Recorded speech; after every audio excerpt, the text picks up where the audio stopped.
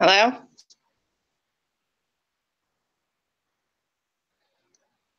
Hello?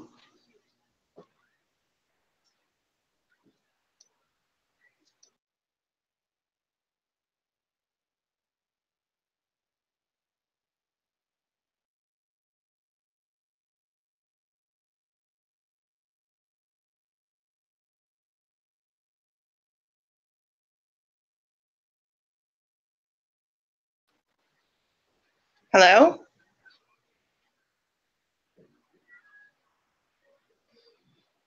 Can anybody hear me?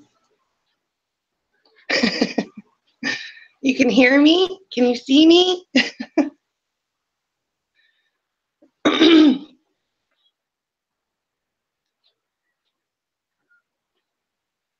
How come no one's in here? Can you guys hear me?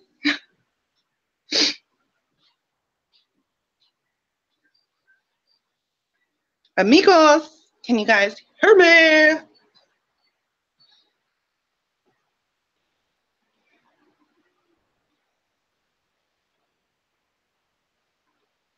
But you can hear me.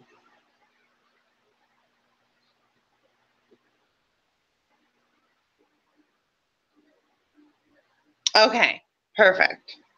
So yeah, I'm really pissed off about all of this. She's not responding. It was a great deal and I was jumped right on it. So now I found another tank, and what I'm going to do is I'm going to convert my freshwater fish into the new tank, and then take the tank that I have now and put that in the corner for possibility of starting the reef. Hi, Craig. Hey, give it a sec here. I'm trying to stream the tank, my 120. Okay. So I was jumping back and forth, and I noticed that it's still not here. He's not in Hangout, so I'm going to go check that. But you go ahead and tell everybody what you're doing. Bubba's got everything going. Yeah, I was like, can you guys hear me? AL's making fun of me. A boot. Of course. Yeah, we'll get that all the time. That'll never end. I know. It's amazing. That's why Jim Carrey's crazy. So my 40-gallon freshwater is what I'm going to be converting into the salt. I figure if I go ahead and get this, so it's a 60-gallon aquarium. The lights are just like your basic fluorescents or whatever.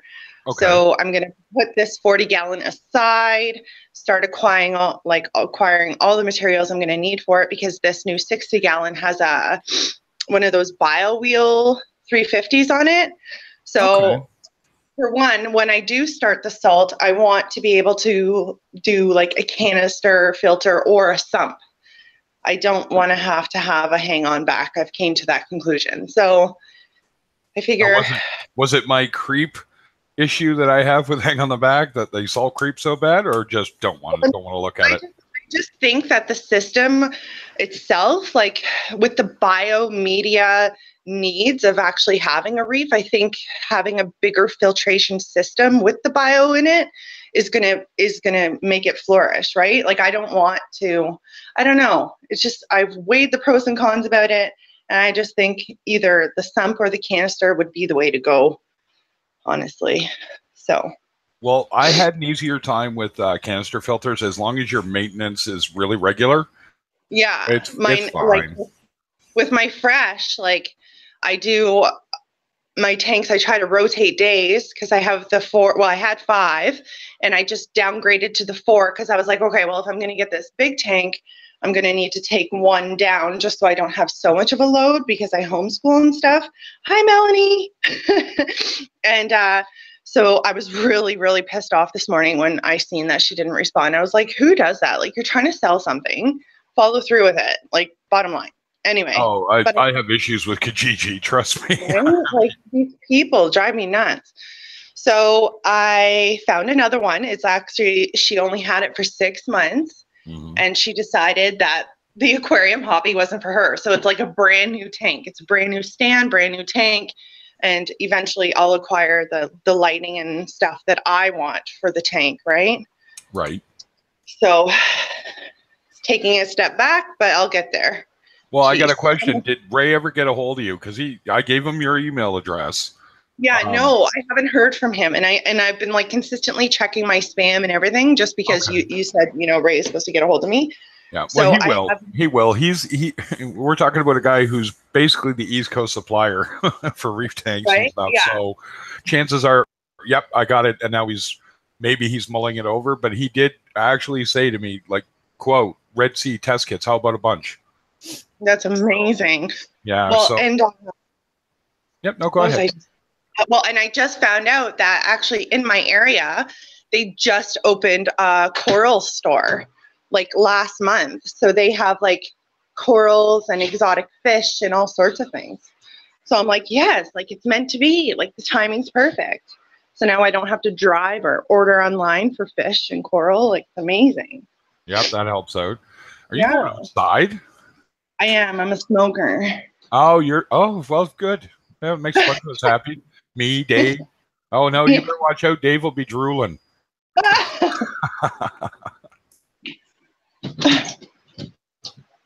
Morning, Jeff. Yeah.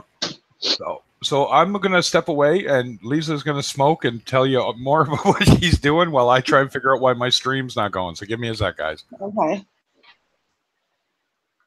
So how is everyone's day going?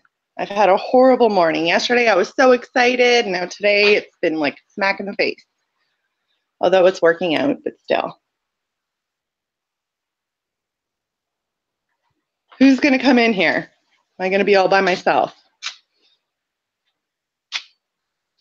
Bubba's still making fun of me. You guys think Canadians are funny, eh?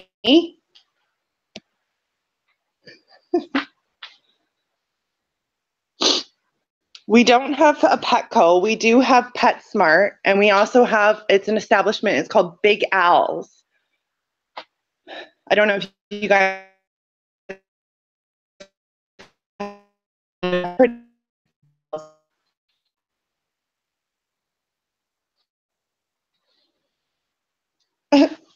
yes, cigarettes are super expensive in Canada.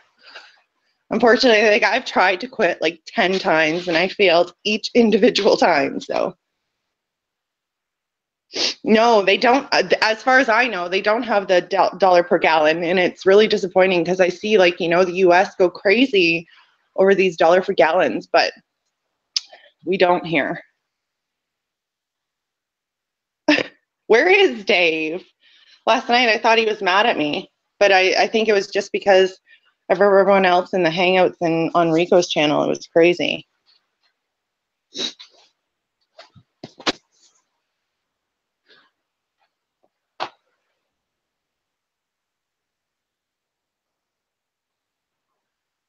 Vapes are actually, so like a good vape is like $190, but on all honesty, like the keep up for vapes would be less than cigarettes. And my oldest daughter, she's always on me about quitting smoking, but it's hard.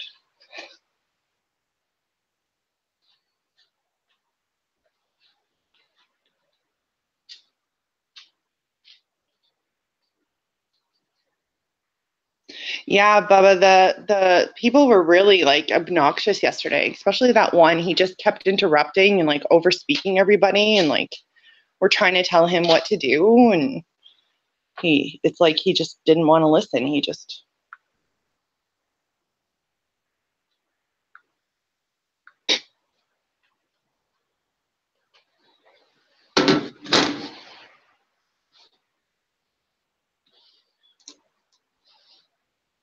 I'm actually going over soon to pick up this tank. I'm stoked.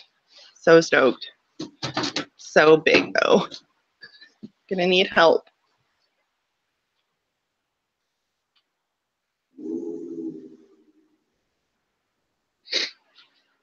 So what are you guys up to today? My nose is running. I'm getting sick.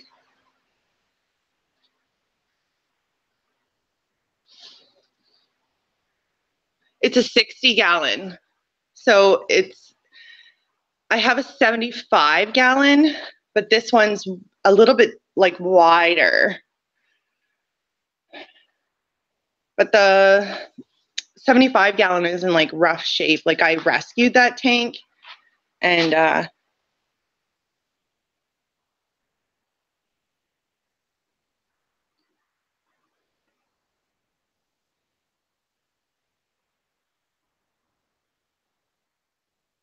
but like my cichlids, she's holding eggs again. So I'm going to have more babies. I already have 30 or 40 babies. Like it's crazy. I was going to do a 40 breeder, but this is the thing. I was like, because so once I found that deal on that tank, I was like, perfect, because it had like a canopy and just like a really nice stand. And I was going to paint it and do it that way. And I was, you can't beat a good deal. So she was like totally gung ho for selling it to me and everything like that. And then she's not responding to my email. So I was like, well, I guess no, then you don't want my money. Fine. So then I found another tank. So until I acquire all the equipment that I need, I'm just going to set it up as a freshwater right now. Mel, yeah, I am still going to be doing the salt. I'm just going to acquire the equipment that I actually want to run because I do want to have corals and such. So I wonder that I have like all my T's crossed, my I's dotted, to say the least.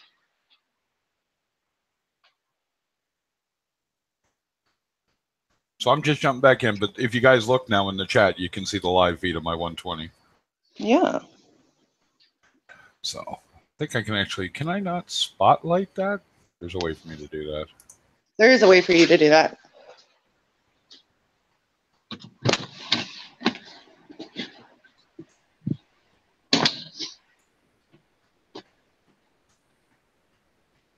Okay.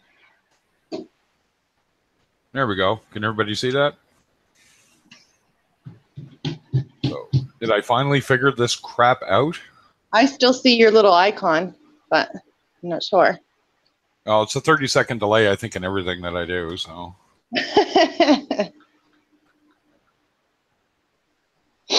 There's Pat. Morning, everyone. Yeah, that water yesterday cleared up just super nice for me, so I'm just kind of really thrilled that I'm not fighting the water anymore, so now I can just kind of let the tank mature again, and get healthy again, and then away we'll go. Yeah. Like there's some corals in there. Like if you look in the bottom left, sorry, it's not perfectly in focus. I kind of have to pick a spot and go, okay, that's what I'm going to do. But to the left bottom there, you can see the neon hairy mushroom, and below that, the green, blue-green velvet Paleothoa. I can't kill them. I severely cannot kill them. They've been through everything in my tank. I mean, everything for like 3 years. If I would, go down and show you on the rock, they're even in the sand growing out onto it and then breaking off, and I have to take them out and I sell them off to people with a big warning. Isolate them because they will grow over everything. They're a little more invasive than I would like, but they look good. See, I'm excited to get into, all these little corals and such. So colorful. And even the saltwater fish, I'm excited. Diatoms are a good thing, Jeff. Means there's life in your tank. This is the tank I'm going to be converting to the salt. So it's like, right now it's a planted freshwater. Okay, give it a sec. So the screen should pop back, and while you're showing it off here, I'll show. All right, so let's do a step back on that and see how big. What size is it again? This is a 40-gallon. It's a 40-gallon bow front. My goodness. Okay. Cool. Yeah, so that's the one. Size. Well, that's what I figure too, right? And then the more I get into it and the more I figure out, the more confident I'll be, and then I'll go bigger. You will. Everybody wants to go bigger. Yeah. Well, my husband actually, he's like becoming on board with all of this now because he's saying like it's like my out. Like I finally get like a relief just to have people with the same kind of interest as me.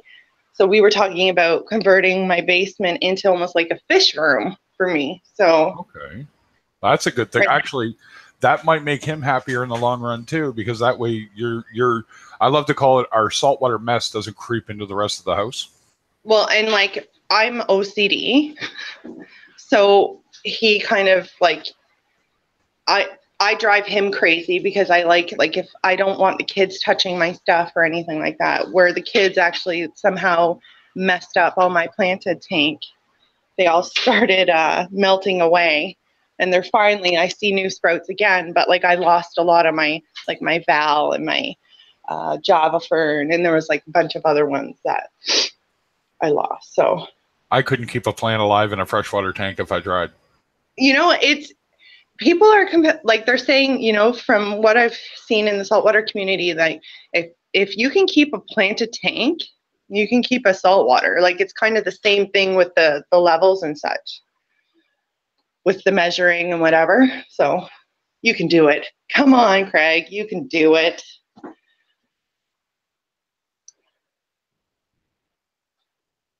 I can do what? I'm not admitting to anything here. What? You can keep a planted aquarium. No. Actually, you know what? It's really funny. I decided 2014 to start a freshwater tank in the new year, and we set it up, and it was a 20-gallon, bought the kit, did the whole thing, and I think we had it going maybe 2 months, and I just looked at my wife. I want to do salt water because we were going to the Maritime Reef store here in St. John when it was open, and it just sort of became even a greater obsession for me to want one. I'd wanted one for 15 years at that point, and she jumped on board, and away we went, and we drove. I'll never forget. We drove to Moncton just to go to the shop. We didn't even have a tank, so we took an hour and a half drive, and it was minus 50 something. Oh my gosh! It was snowing, and we still went. And we said, "Gee, I hope he's open," and he was, thankfully. As big of a jerk as the guy is, but we went in, and that was it. It was like hook, line, and sinker for me at that point. Yeah. I literally can't stay out of my store for plants. I can't do it. Every time I see a new plant, or there's this one plant, it's called Lace Madagascar. It's the most craziest looking plant I've ever seen. It's almost like it has like the. Doesn't it look like fishnet? Close, yeah. And it defies all. Like I'm like, how is this even possible? All right, Jeff, I'm going to give you, and if you're just desperate and it's not going away, that diatom, go buy a fresh bottle of hydrogen peroxide from the dollar store. Take a syringe, and how big is your tank? And now we wait 30 seconds for Jeff to reply.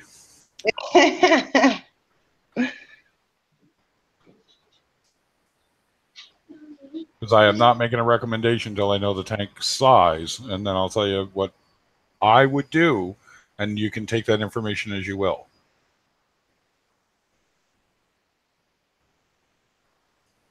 Now, Murph, are you saying that hydrogen peroxide don't work?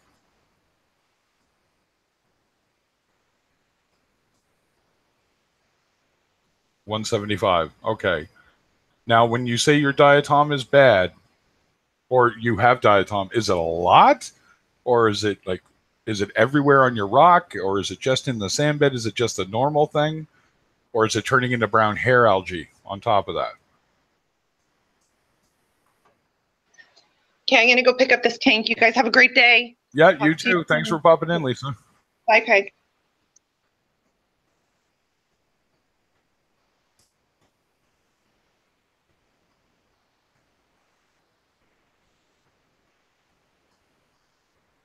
And anyone else is welcome to come into the Hangout. I've got the link. Everything's working, so.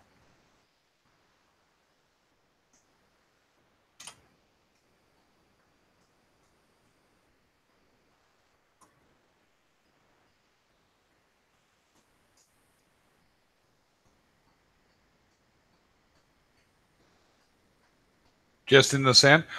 Okay, so scrub what I said. Don't go after it yet. I only ever go after it if it starts becoming infestation levels. Okay, so your diatom's now out of control, and it's now feeding a brown hair algae. Hey, what's going on, Pat? What's up, Greg? Saturday morning blues, man. I have had a just crap 4 weeks, and I'm just sitting down going, I'm going to make this work today somehow, and I made it work. So, Yeah. Bad thing is, when you're trying to stream, a lot of people are already streaming. So yeah, and you know what? And that's okay, right? You know, I'm a person. I don't want to play in someone else's sandbox and get them upset. So if I Right. want to talk about something or do something, start your own stream. It's Gotcha. not even a competition. I'm just going to start my own so I can rant on about what I want or let someone else rant on about something, right? Right. So, and that's all there is to it. It's not a. Oh, I understand. I understand But, that you know, it completely. is funny you say that. It was funny. I started one night, and I think it was like 20 minutes later, Rico came on, and I'm like, he's turned into my Newman for that because he's such a prolific streamer that it's hard to find a time that you're not crossing over. Yeah. Yeah, I know. You know, and that's okay. Right? You know, he's got his following. Go. Right. I'll sit here and talk with the 2 or 3 guys I want to talk to or whatever, and then or I'll stop. Right. So Exactly. how's things going in your tank, man? Because I know you've been having just a hell of a time. So You got everything sorted out. yeah. So it was that mold in your in the room from that couch that caused a big problem, eh? I think so. Yeah. That sounds about right. Let's have a look at your tank. Hold on, I'll present that just here. There we go, everyone. Still a little dirty, but I am so jealous. I can't wait to get back and actually have corals of any magnitude again. yeah, most people don't get to see them in the daylight. So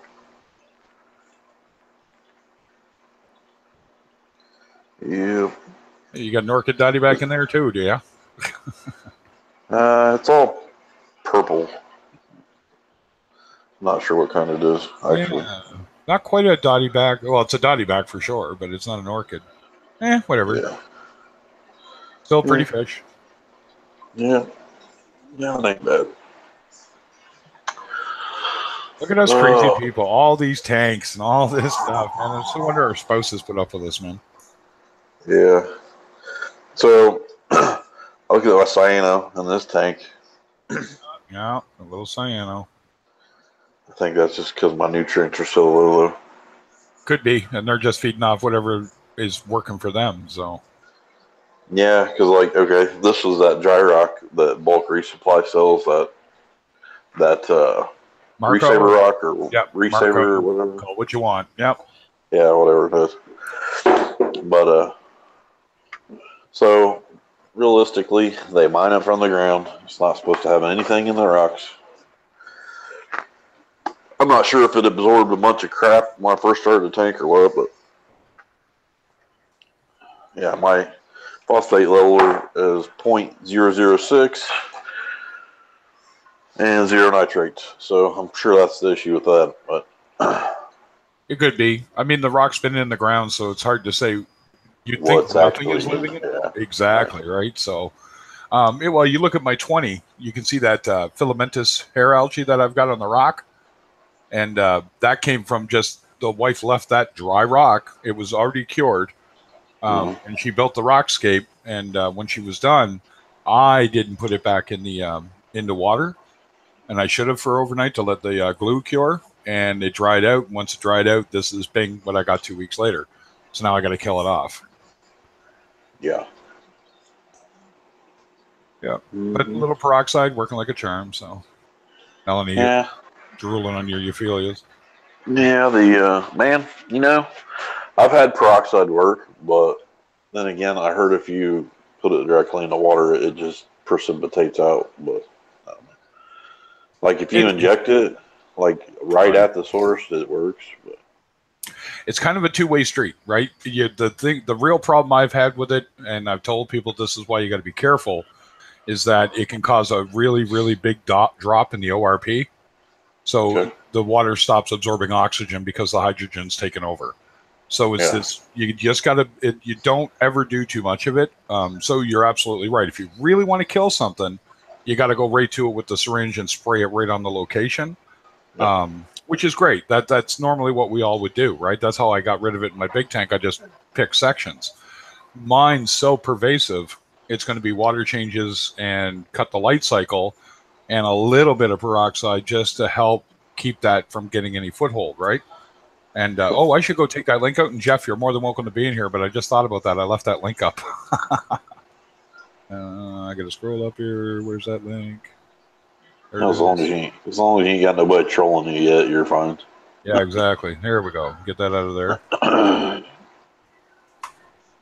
So yeah, it's really just been. It's you know, I tell people enjoy the adventures. So many people get so wrapped up in I have this problem, and unless it's killing your coral or it's killing your fish, just slowly deal with it. It will go away. You'll mature the tank through it. It'll all work. Mm-hmm. And you know, man, but hard to tell a Heinz pickle anything, right? Right. Yeah. I was I don't know if you were in the other night. I don't think you were. I went to see a guy's tank, and it was the most foolish person I have met in the hobby yet. And you couldn't tell this guy anything. And I just looked at him and I said, well, you're going to do what you're going to do. And the look on his face was just priceless because it was better than punching, slapping, cursing, anything. I just kind of looked at him and like, you realize like I just have written you off because you're not listening to anything anybody here who's got experience is telling you. You can't frag a Euphilia that has 2 branches that are less than an inch long. You will kill it. You know what I mean? So you got a Y. Yeah. Right. And it's only an inch on either side. You can't cut that thing. Hell no. No. You know, moron. Yeah. But it's probably still got ligaments and whatever attached underneath the skeletal structure at that point. So exactly, right? And I said, how long you had it in the tank? Oh, it's been in there for like a month. I says, you know, okay, we're done. I'm done. You know. And it wasn't to be mean to him. It's just you're not going to listen, so I'm done extolling any information to you whatsoever. You go ahead and make your own mistakes and learn the hard way. Yeah, some people, it takes 15, 20 years for them to realize they've screwed up and start listening to people. So, you know, it's an expensive way to learn, but if that's the way you got to learn, right? Yeah, couple $1,000 in. Oh, maybe I made a mistake. And I mean, couple thousand. I mean, like sometimes $5,000 to $10,000 mistakes. Yeah, exactly right. So yeah. No, it's definitely you know, that's the part of the hobby that some people just I'd never understood it where they can't understand that let things happen and just deal with it slowly. Don't, you know, I did it too. I mean, and I tell them I did it. I jumped in, start throwing, you know, chemicals at the tank and thinking there's this magic bullet to fix everything. And then realized that the minute I just laid off and just did water changes and just watched what was going on and dealt with anything serious, you know, like took this out or removed this or, you know, Aptasia. That's the big one I always bump into. People flip out about Aptasia. And it's like, you know, go get a peppermint shrimp and see if he can deal with it. If it gets too big, then you may have to deal with it accordingly, right? I manually remove them, right? I just take the rock out or whatever out and dig them off, rinse them off in the, you know, fresh salt water and then put them back so that I don't propagate it through the tank, right? Yep. So Saltwater Jeff, nice looking tank there. Thanks. All right. Well, my first boss put up a live stream. Yeah, I just noticed that you went up. So, yep, off you go there, buddy. I'll see you guys later, man. Sounds good. We'll probably be in there too. I was just throwing it up for a test anyway, so. All right, buddy. Later on, Pat. Thanks for dropping by. Later, guys. What size tank is that, Jeff? I'll put it up for everyone to see here. 175. Ah, nice. That's right. You told me that. Oh, look at that. A Soho? No, that is what tank? Hmm? That's a Naso. Blonde Naso? Yep. That's a nice big guy. Look at him. Ah. Yeah. Nice mature tank. Tanks in the daylight, eh? It's one of those things that's like, there's what the ocean looks like, folks. Yeah. Hey, Bubba. Well, I got a few people sticking out with me here, I guess. I'm streaming today. Screw you, hippie. I'm just thrilled I actually got my tank up and looking correct on video. I literally spent 2 weeks trying to figure that one out. And then my brain just sort of went, why don't you just create a second account and use the phone as that and stream from there? And it's like, oh, well, that'll work. Right? Like, instead of IP camera and all this complicated networking stuff and trying to get it to talk. And I'm like, you know, if I change from yours, yours looks great. And if I switch over to mine and present, should switch over. Well, it should. There we go. And I mean, there you go. Yeah, that purple Coraline, that real dark stuff on there. Boy, oh boy, that was problematic stuff for me. Oh, overgrew corals just went nuts. So only the hardy survived in my tank there for quite a while. So, yeah, thanks, but it did, it's, I definitely don't have a Coraline issue on my tank. Look at that veggie clip, man.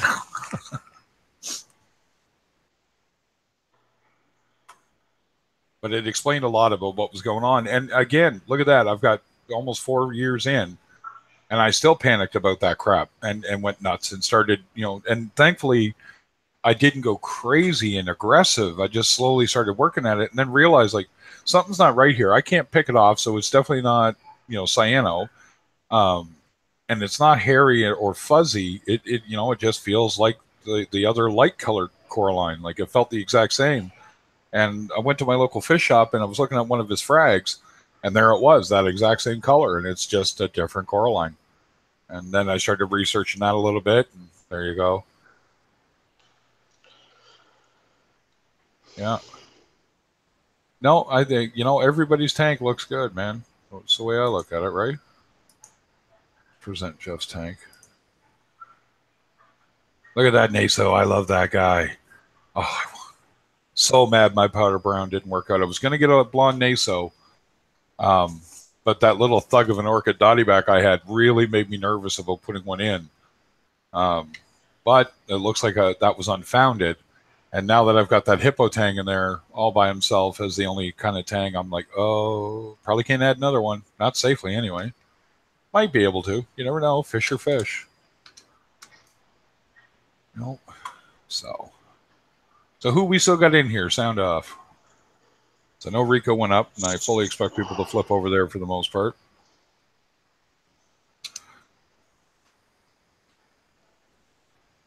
I don't have a lot to do tank-wise today. I've got to set up my pH meter. One of these days. Actually, I've got the water warming, the RODI now, so it's up there, right? 175, I think Jeff said it was, Al. It's a nice big tank.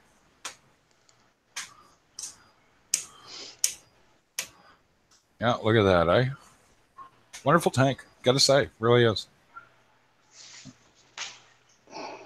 Nice location too. I like how it looks. My wife would just be jealous. Yeah, it's kind of nice. We set up a couch. You can see right next to it. So instead of watching TV, sit and watch the tank instead.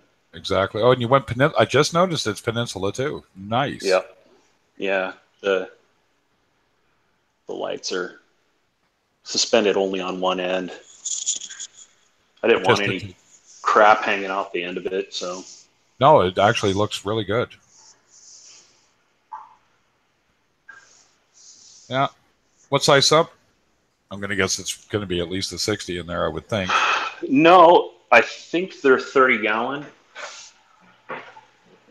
Here, I'll show you. So you did 230s? No, it's a Red Sea reefer. Oh, that's right too. This is a Red Sea reefer tank setup, right? Was that your ATO at the top there? Exactly. Right. Okay. And then, how do you find the UFO working for you there for the refugium light? I really like it. I just took out about a basketball-sized chunk of Chaeto yesterday and left maybe that plus half. So it grows it pretty darn well. This tank's only a month and a half old. Yeah. So look at that. That works out really well. I think I'm going to get one of those too, so that'll go on my bucket list. Of course, I took mature rock and, from my previous, I had a Reefer 250. Ah, yes, yeah. So I wasn't too worried about a cycle or anything like that. But you can see the lights aren't on yet, but you can see some of the diatom in the sand. Yeah. Is that you use fresh sand, right? Yeah, I used Aragolite. No, is that right? No, Caribe Sea or whatever the heck it's called. Yeah. It's the coarser stuff. Yeah. That's my wife's. I like Fiji Pink. I don't know why. Even though I know the pink goes away really quick, it just turns brown. But I like the look of it. And I would occasionally get diatom blooms even a couple months in. I went through a really severe one because I reused my Aragamax sand that I did have going that's in that 120. Like if I'll switch over here just a sec. Right, and go. So if you look at mine, it's looking pretty clean now, but across that white, it went just green on me because I reused the sand, even though I cleaned it and did all the things you normally would do. For whatever reason, I went through some weird little biologic. And I'm going to jump on Melanie's question with a 30-second delay here, Jeff, so give me a second. They're considered a competitor. I have not personally dealt or seen the Waterbox ones, but I haven't read anything bad either. I haven't had anybody said like they blow up or they, bad quality control or anything like that. If you can physically go see it, and that's the one you're going to get, I would be confident if it's going to be ordered. Red Sea's quality control generally with this part of it right now is really high. So, I do a little more research and see if anybody's got any bad mouthing about Waterbox. But if it's going to save you a ton, because I don't know if Jeff wants to say how much, but I'm pretty sure that tank is in the, few $1,000 area. Yeah, it wasn't inexpensive, that's for sure. Yeah. It's once I put the lights and the skimmer and calcium reactor and all that stuff on it. Yep. It's upwards of 6,000. And that's just it. Well, what are you running for lights there? Those look like, what do you call them? They're AI. They're the Hydra 26s. The 26s. Yeah. Yep. And there's a chunkier cost right there. I know they're not super cheap. They're like almost, $500 a piece, I think, as I recall. I think they were 300 each. 300 each. Yeah. Yeah. Yeah. The 425, yeah. That's a good size. Actually, Melanie, I love the Red Sea product. I have seen the Waterbox. And I tell anybody, if you have issues with doing any of the work yourself, they're the best product. They really are, right? If you don't want to build your own sump and you want to pre-built, you don't want to pay you got to remember, I can go buy a trigger system sump and be super happy with it. And I forget who, I think it's Billy builds sump inserts. I think Billy Pipes, maybe. But I am going to get on whoever it is. I got to remember who it is. And I want them to build me an insert for my 20 so that I can kind of rearrange what my 20 looks like. My 20 doesn't look bad. And I got a nice basket holding all the biomedia and the Chaeto in place. But I would like a separate section for the skimmer. Just me. I usually like to keep it separated, but doesn't look too bad. I can put that on the channel here in a bit too. I gotta wait for the phone to charge up so when I unplug it, it doesn't kill it.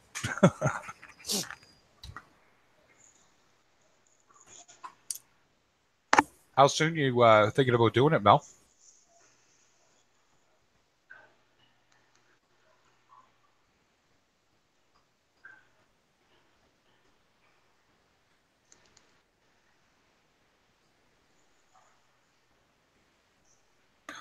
Well, at least you got someone to help you.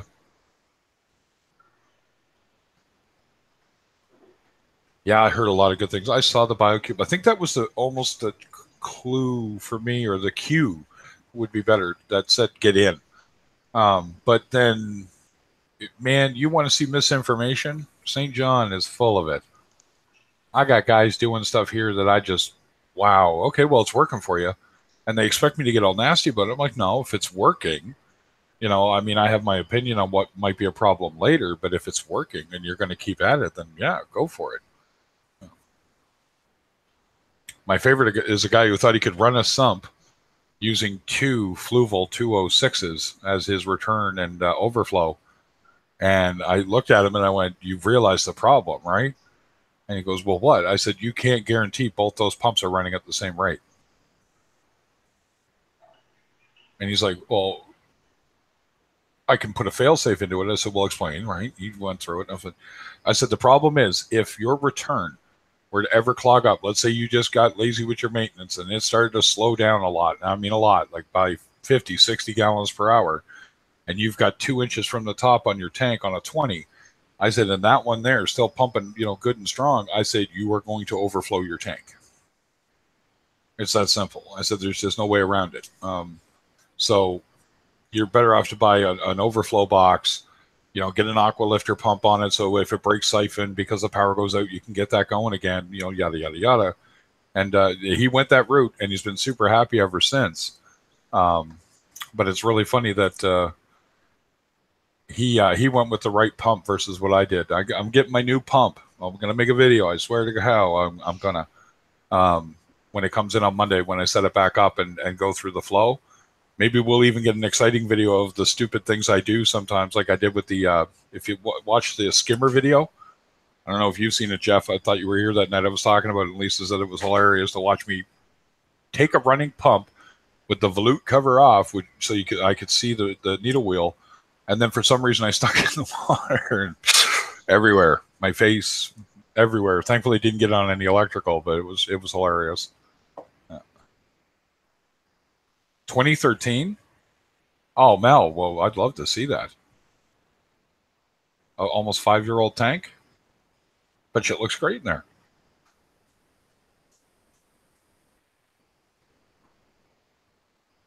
Yeah, Jeff, I'm not letting my wife see that tank. Oh, wait, she can hear me. Yeah, you can't kill the volume on the phone. Check that out.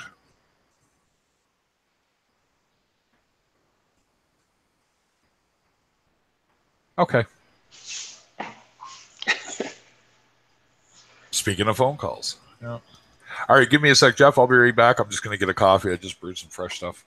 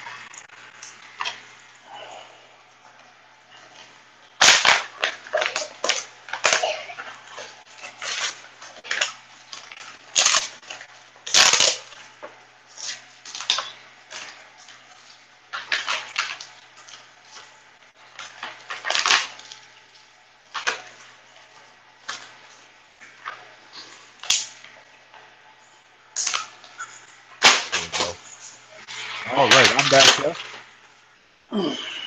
As he's doing some work on his tank. Yeah, I was grabbing some seaweed for my fish. I'm doing that in about 10 minutes there. So I'll probably put that up on the screen for everyone to watch that freak attack on it. I actually thought it was funny how many of my fish became algae eaters because of the tangs. When I put them in, I'd put that clip in. So I always had the foxface and the starry blenny eat it, and the neon goby would hang around and he'd catch the little pieces coming off and bite at it himself. But when I put the 2 tangs in and I had the 2 clips, all of a sudden everybody would hang around catching the scraps, whereas before they would, they just ignore it. So, which is a good thing for me because it keeps my tank a little cleaner. Yeah, my anthias eat it. The chromies eat it. Yeah. So Let's put that up. I always love watching fish eat. my, I don't know if you can see, where did it go? There's my Molly Miller.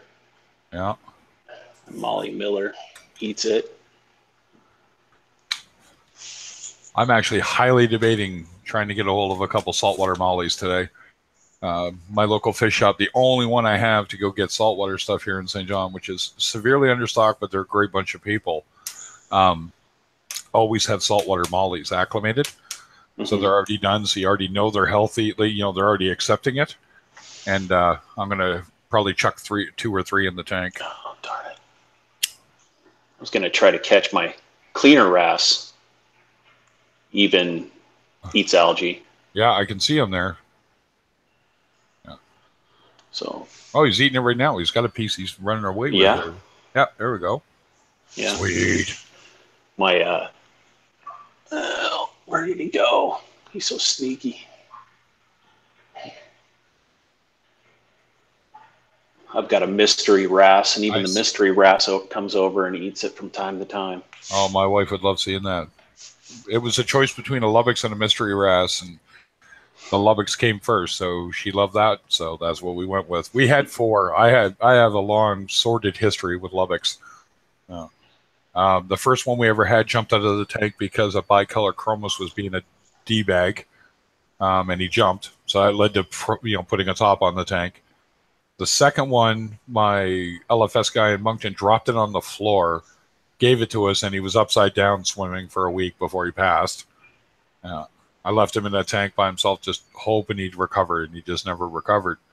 And then the third one I put in my 120, my orchid dottyback is a thug, and he just relentlessly chased that poor fish for 2 days, just wouldn't leave him alone, bit every fin off of him. When I took him out, he had no fins, none. And so I'm guessing at some point he just gave up and just took a wicked pounding. And so this one, thankfully, I decided to, here's what I'll do. I'll put him in the 20, and it worked out really well. I'll definitely show off the 20 at some point. I'll just love the people go, oh, you're going to be hair algae problem. Yeah, it's not a problem. It'll go away. A problem is rotter tube. I don't know if you ever watched Steve's stuff. He had a bad hair algae problem. Yeah. Blue Star leopard wrasse. Ooh. Wrasses are an interesting fish because most of them are pretty good, but man, there are a few that are just like 6-line wrasses. What a tool fish. Yeah, I'd never put one in my tank. They just always seem to go bully. Even if they start off okay, they just seem to go that way, eh? Yeah, I've had a couple of them and had to remove them. They're too mean. They always end up getting too mean. Yeah, so. They got an attitude, that's for sure, right? Yeah, it's the same thing with like that powder brown tang of mine. Dave had Dave's nano tank there. He's like, I have never seen a foxface try to kill another fish so adamantly in my life. I went, oh yeah, that powder brown tang just went full on douchebag like within 2 days. Yeah, so he's happy in his new home. That's all that matters to me, and my tank is nice and peaceful looking now. So yeah. What time is it? Oh man, it's only 10:40. Yeah, 10:40 for you. It's 2:40. You're in the Midwest then. No, I'm in. Oh, you're in El Paso, Texas. No, I'm in Oregon. You're in Oregon. Okay, you're the one. Saltwater Jeff is the one who's in Oregon. I got to try and keep that straight. So there's another Jeff that comes in. He's in Texas. Uh-huh.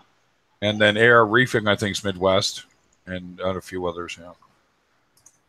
What else you got in your tank, Mel?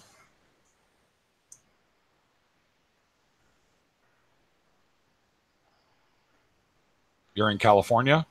So do you have to run a chiller, or does it stay moderate enough where you are that you don't have to worry about it?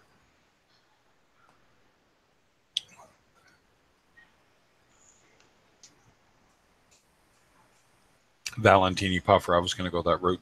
I had a spiny puffer, and I would dearly love to have kept him, but yeah, no chiller, no issues. There you go. Yeah. I always feel for the people that if the ambient air temperature is high enough, that you got to worry about your tank overheating. That's I wouldn't live there. I'm far too Canadian for that.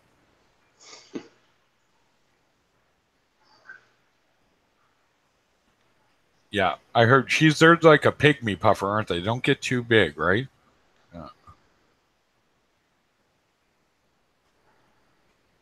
Because like I know Smoots was going to get like 1.5 feet long at some point. So hell, in the time I had him, he grew 3 inches. Yeah. Yeah, that cute little face looking at me from the tank sucked me in. I bought him, and I wasn't thinking when I bought him, like, oh, I can't put him in my main display. So I had him in a 60 cube, and he was happy, and he was fat. I sold him to a guy down in Nova Scotia, and about 2 months later, when the winter hit, that guy had 5 days without power. So unfortunately, Smoots did not make it through that event. I was actually really upset. I love that fish. It was like a dog in my tank. That's kind of the way I feel about this Naso. I would imagine. Look at him. It's just kind of a puppy dog. I can actually stick my hand in the tank and touch him. Oh, he'll let you touch him? From me. Yeah. I want that. Yeah, if you look at my, here, I'll put mine up for a second here. There we go. So look at the size of that fox face, man. That is one fat, happy fish. Look at him, you pig. Yeah. Yeah, that's a thick fish. Yeah. Yeah, he is just fat. And he does the weirdest thing. He'll go down to the sand and he eats the sand. So he takes the algae off the sand. And when he goes to the bathroom, he'll be this trail of sand behind him coming back out.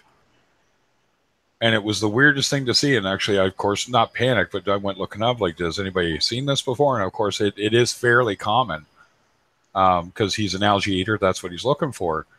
And I'm more worried about him getting a bowel obstruction or something, right? You know, like he's just such a big fish, but he's had no issues, you know. And look at him. He's the tank boss, but look at the size of that grandma. Yeah. Yeah, I've got one in my tank as well, and it's actually the meanest fish in my tank. Yeah, I've heard that happens with them too. Yeah.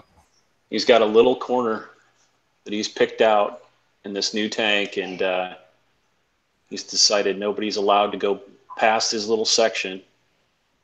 He comes out when it's feeding time. That's the only time he's calm, but otherwise, and he does not let anybody swim past his little cave. Yeah.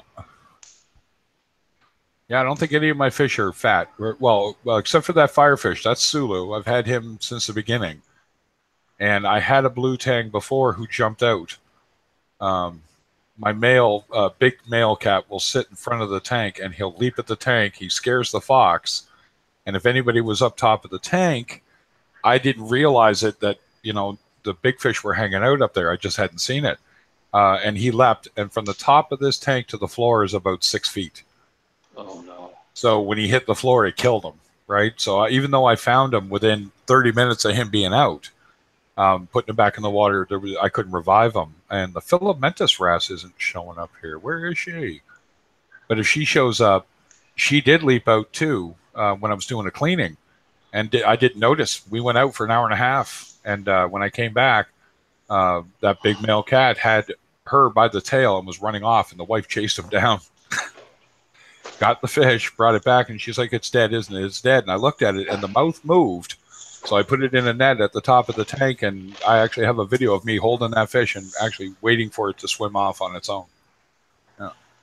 So I tell people when their fish jump out, don't throw them out. Put them back in the tank in the net. See if they start breathing again, because they don't respirate every time their gills move. They can go 50. Yeah, it's really wild. I've heard 3 hours is the max. So... Well, that's one thing I need to get active on is a screen top for my tank. It's a little rough for you, yeah, because that's a rimless, right? So. Yeah. Red Sea makes one. I purchased it, but I had a spinal fusion surgery last week. Oh, that's right. I remember. And so I can't be running a hacksaw. No, if I was there, I'd do it for you, man. There's got to be somebody that you can trust to do it for you. There might be. Yeah, Go whack a friend in the head or promise a beer. Yeah. Well, I've lost 2 fish since I've set this tank up, and it's killing me. Oh, there's your grandma. See you right there. Oh yeah, yeah. Sorry for the glare. It's a bright, sunshiny morning. Shut up. It's snowing here. I keep looking outside going, do I have to shovel? I live in, the 2 buildings I live in are the newest ones on the street I'm on. I actually grew up on the street when I was younger. Mm-hmm. And when we moved back here, I said, well, we moved way out east. And it was really inconvenient. To get from one side of the city to the other on a bus is like 2.5 hours. And that's not because it takes 2.5 hours to drive. You can drive across the city in 8 minutes. So it's just really inconvenient if you got to go anywhere. So we ended up moving to here because we're right on the main bus route, which means you can get around a little easier. Now, this is before we had a car, because when we first moved down, couldn't afford a car. And overcast in NorCal. You're in Northern California? Yep, near the High Sierra. Anyway, sorry, I got distracted. I got buddies that I play Warcraft with that were in California. So when we moved here, these buildings were built. The first one was 1967, which I'm in. And then they put a 4th floor on this building and built the one next to us. And everyone who's living here, there's 8 in this one, and there's 8 in the other one, 8 apartments. They're really big apartments. 6 have been here since 1971, as old as I was born in 71. So they've been here that long. And I'm like, wow, okay. So that explains why people get kicked out of here that move into the apartments, because if they complain, they don't want to let them go. Well, which is unfair. Go ahead. Oh, sorry. Forgive my ignorance. What province is St. John in? New Brunswick. If you look on the map, I'm right next to Maine. Yeah. Okay. Yeah, no, I know where that's at. And it doesn't get it. You know what? It's weird. New Brunswick gets cold and hot. It's kind of like Oregon and BC like that, but we have much, much colder temperatures than BC gets.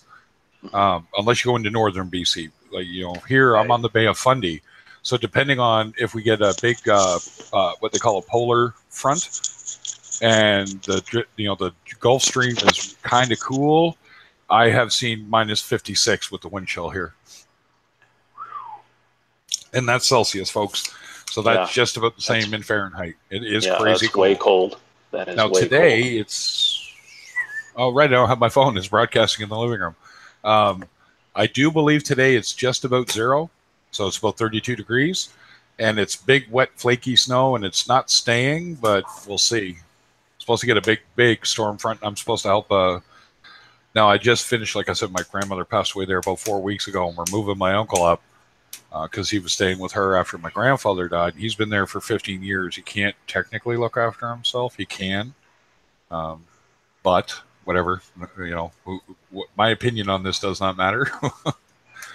So my mother's taking him in.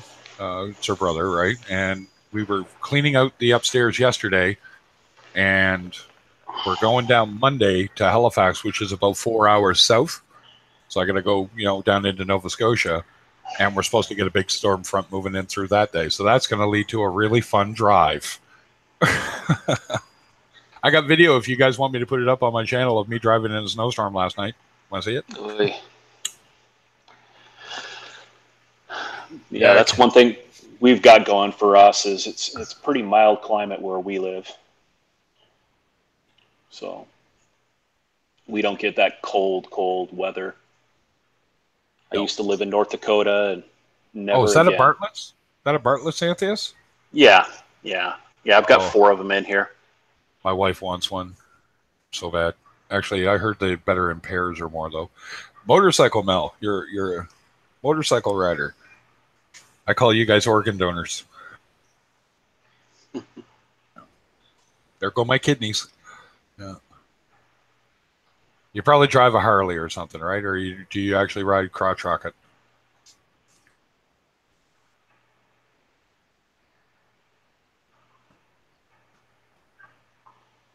And who else is in there with you, Jeff? You're in here with me, so that pulls you out of the chat technically. We got 2 other people, so if someone else is in there, say boo.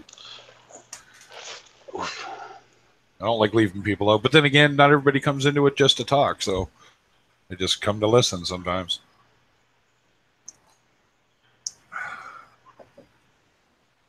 Somebody was saying, what happened in chat yesterday? Lisa was saying that it got Rico's chat. I go, oh, hello.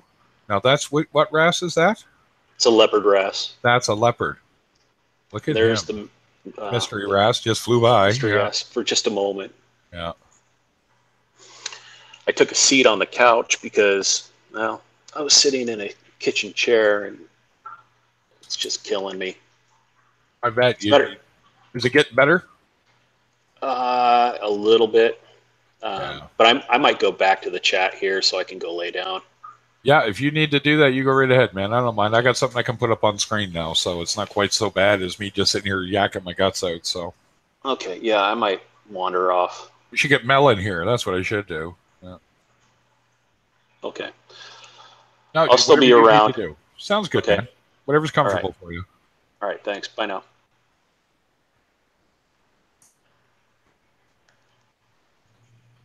There we go. So I'll put that up so people can see it. Because it's not like my tank looks bad, so. Jeff will be able to answer that in a sec. He'll be back on here.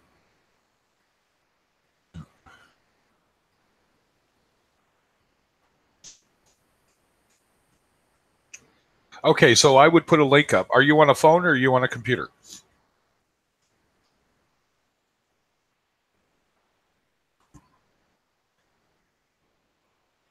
The dude swimming up to the camera, my big ass pajama cardinal. Look at him.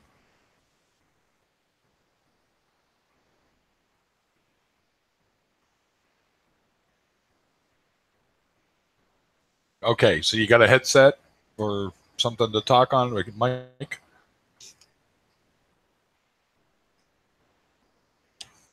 Sorry about hearing me drink coffee, but I literally guzzle that stuff, so.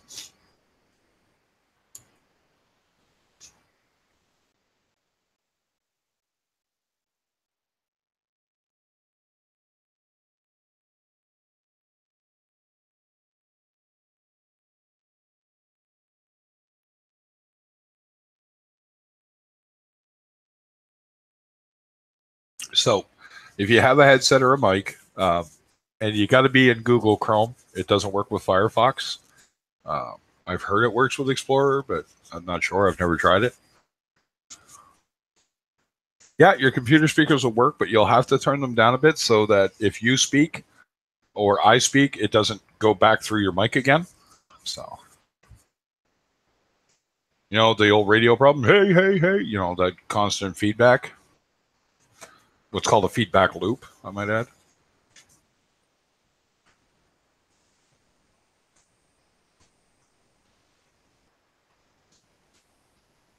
My bloody allergies are going off today. That's always fun. Yay. And no pressure. And Jeff doesn't know, so he's just a leopard wrasse as far as Jeff is concerned, I'm guessing. And to be honest, I'm not sure myself if there's more than one type of leopard wrasse. I'd have to look that up now. There's got to be. Come on, Spock. Eat that algae. Come on. Clean my tank. Do your work. He's looking much fatter and healthier now.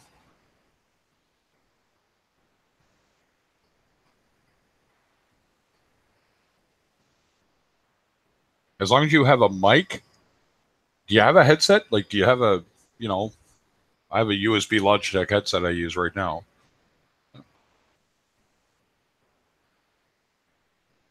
I'm sure the old-timey mic would work just fine. The old 35 mil plug sucker.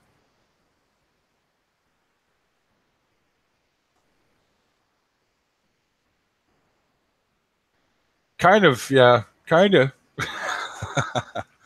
I like fish that do a job, right? You know, it's nice to have nice looking fish in your tank, but I like it when they do work in my tank, so.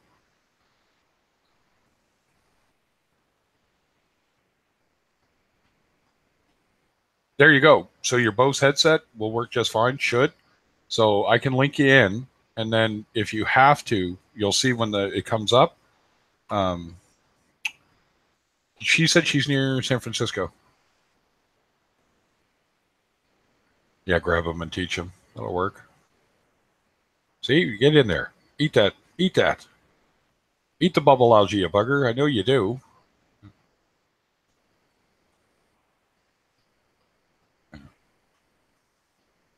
The dude's right in the camera again. Hi, dude.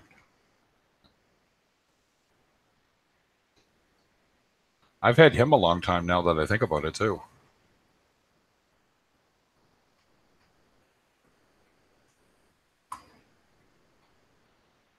So I'll pop the link up for you here. And when you're ready, if you want to pop in, you pop in. Like I said, there is absolutely no pressure here, so.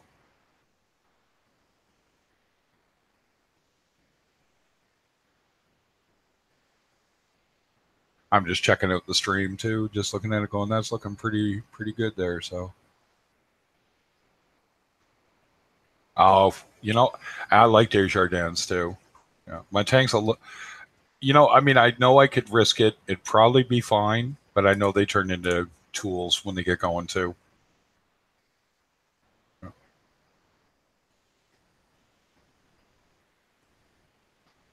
Yeah. Dude's usually a pretty mellow fish too, that pajama cardinal. He gives a little chase to the blue-green chromis there. I've had that blue-green chromis. He was the size of my third fingernail, my ring finger. He was so tiny. I got him for $5. They didn't think he'd last. And he's lived through my tank. My brother-in-law took him when I sold him my 20. He had him for 2 years. And then I took him back, and he was a little smaller than that. And since I've had him, his colors have come out, and his streamers have started. So really happy with him. And my salt, I forget your bloody name. My emerald crab, he's in there somewhere. Lazy bugger. Or he's dead. I have a pistol shrimp that's a good size in there, so a really good chance he's gone, but you never know.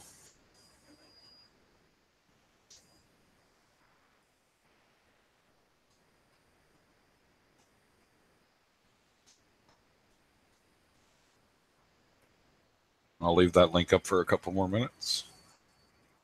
Yeah, I'm just gonna sit and stream today. I really got nothing else to do. I got some testing to do, and I do gotta set up my pH meter here, but I can probably do that while I'm in here. So what I'll do is probably go get that bottle, and I'll move the camera over and put it in front of the 20-gallon, and everybody can have a look at that Lubbock's wrasse, because we got to name them.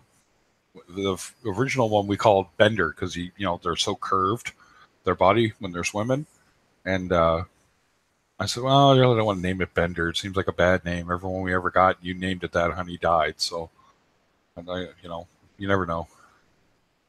Yep. Yeah, I can put the camera over there if you want to. Yeah, I should be able to do that. Yeah. If you guys want to see it, I'll put it over there, and I can, because basically the other side of the tank is their little home, and you'll get to see that. So I can do that. Does anybody want to see my big yellow Watchman female, who's no longer yellow, and pistol shrimp?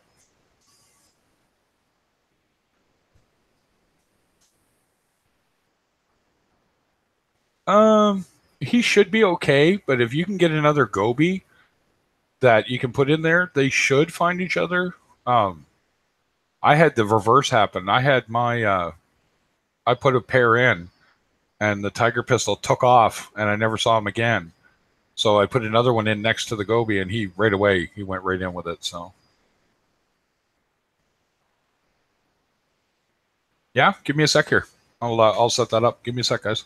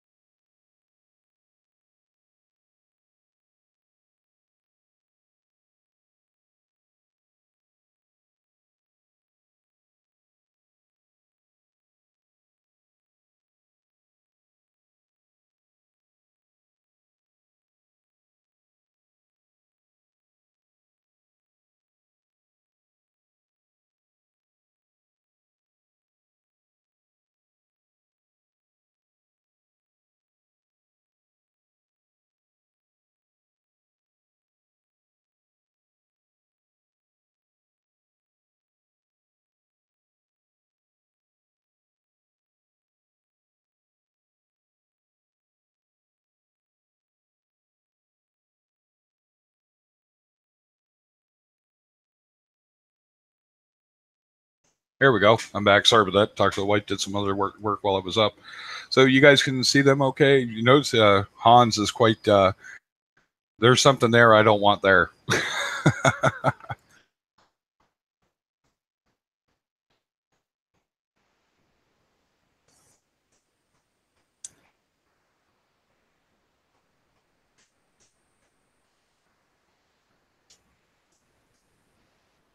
Yeah, look at him. Look at the size of that pistol. Wish it wasn't so bright there. I can turn the lights down. Give me a sec. I'll do that too.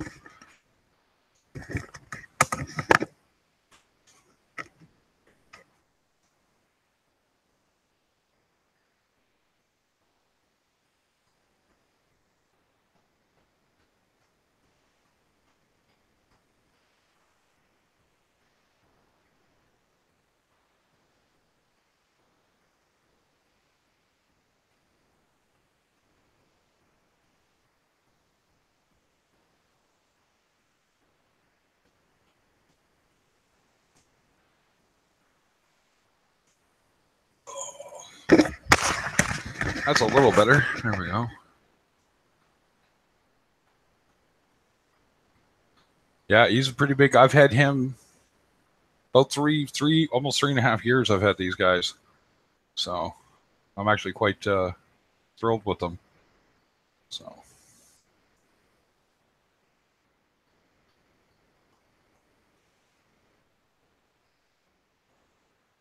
oh, I think we lost Mel. That's all right. I'm sure she'll be back at some point. So.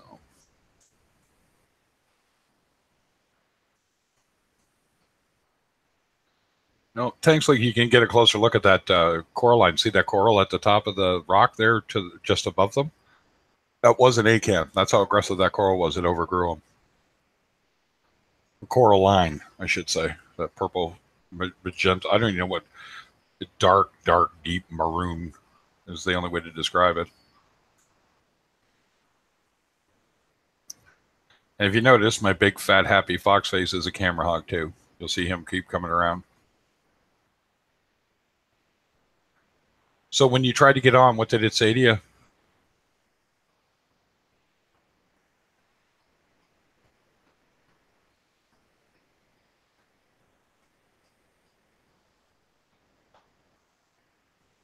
And it's okay if you can't get on, Mel. You know, I appreciate you being here. So.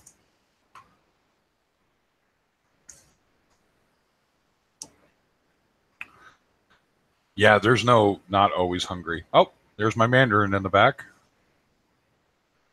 Wizard. Yes, all my fish are named, by the way. Every last one. Except for that new wrasse.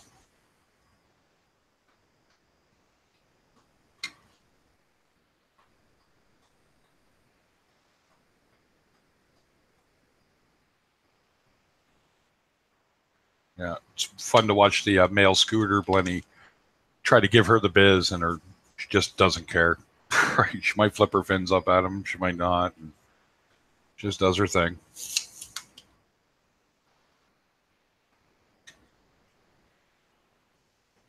I think she's eating pellets. I haven't got her on film doing it so that I can say yes, she is.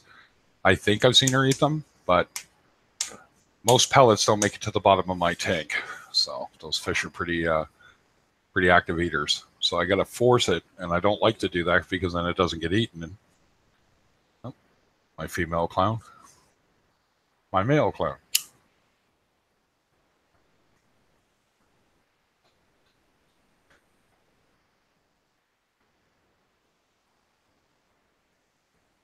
Yeah, that goby has been through the ringer, guys. I'm telling you.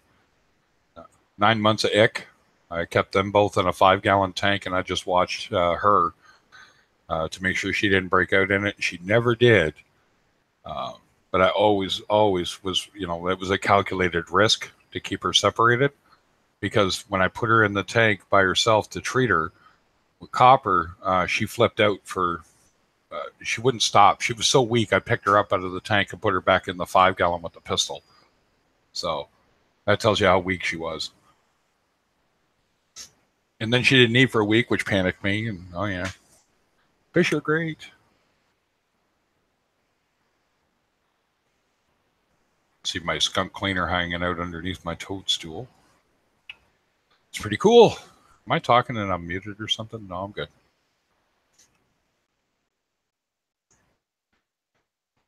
Oh, she's just full of... Oh, he's moving rock. Excavating he is. I'll clean that rock for you there, buddy. I'm always sad when they die. Yeah.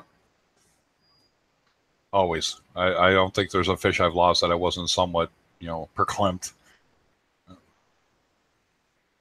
Tuck showing off his streamers. Look at me, I'm all mature.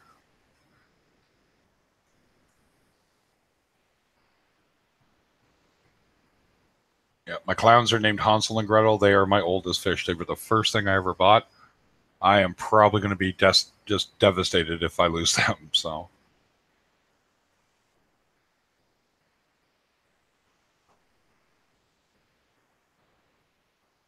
you want to hop in, my salt? Go ahead, man. I love having you in chat if you want to get in here. Yeah, I've noticed him hanging around watching you know what? I think he associates the camera with food because a lot of times I'll feed them to get them to do. I don't need to, but that's all right to be tech challenged. I got to find that other link and get rid of it, though. Just a sec here, guys. There we go. Keep track of it this time. So I'll put the link up. What web browser do you use, Mel? Are you using like Firefox?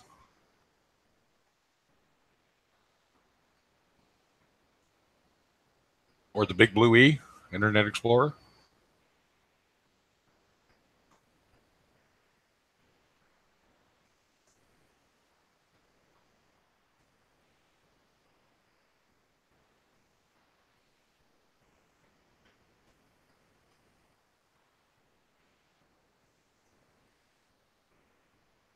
You're using Firefox? Do I have that right?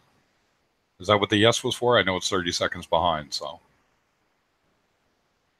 Oh. Man. Explorer. Download Google Chrome. Just tell it no to default, no to everything. Just download it.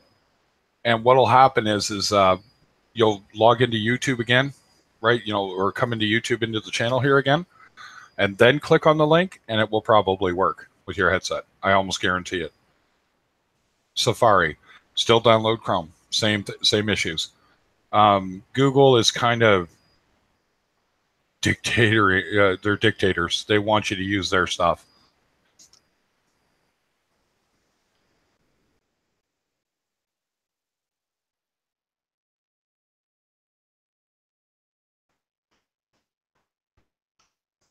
Yep. No rush. I'm here all day. Yeah, I'll crack jokes and tell you I'm here all week.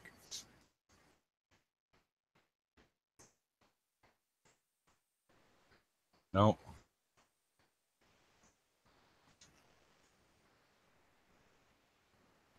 There's an amazing one. That cleaner shrimp, I got him when he was, or she, maybe an inch long, not even.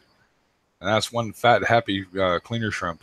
And I got a blood fire shrimp too, and there was a concern there with, them fighting it out for turf, that kind of thing. Yeah, but that worked out. So, yeah, I never thought. The one great thing about doing it this way with my my camera was to I can move around to the tanks, I can move around to different spots, but if people are interested in seeing it, it's a lot easier than me making a video too. I hate to say it, it is so much easier.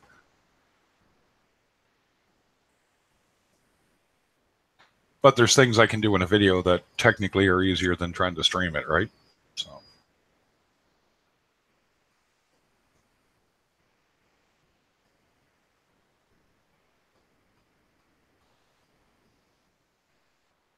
Now Hans is, and I've never renamed her. So if you look at her, and she was a yellow watchman. So when I got her, she was young and she was perfectly yellow.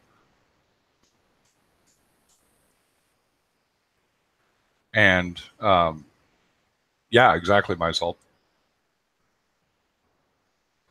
And as she matured, she lost the yellow, and she went kind of a whitish color with the blue spots there that you see, and then those dark bands.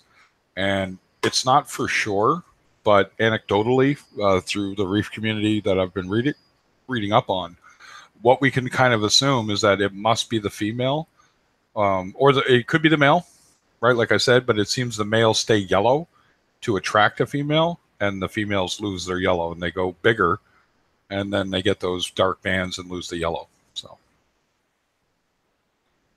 the dude floating in front, all mellow again. Look at my streamers. Look at me. Yeah, cool.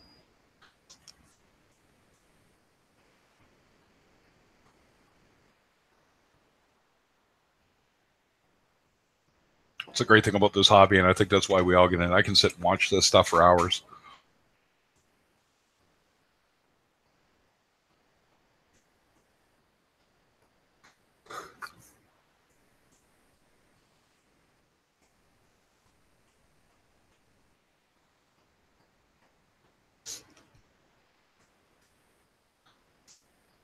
Yep, pajama cardinals. Yep, that's what we call them too.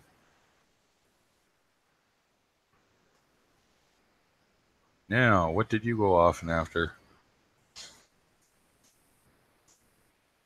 She's pretty protective of her little patch there, so.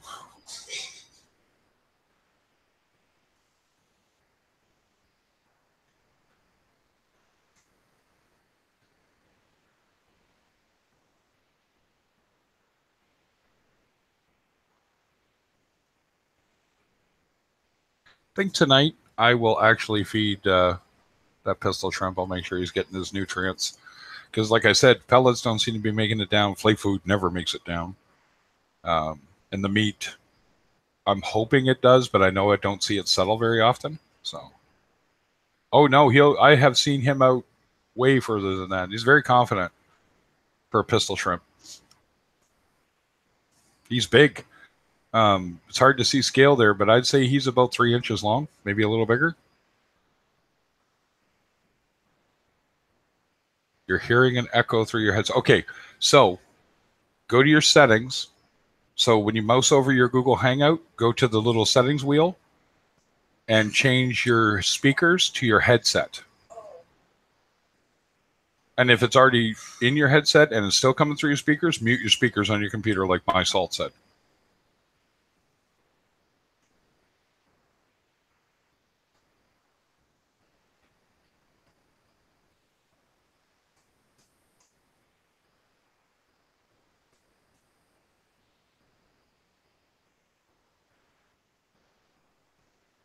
And I'll put up a link and you will click on that link. But make sure you mute when you try to come in. YouTube. If you haven't muted the computer entirely. And I'll be right back grabbing a coffee, guys and gals.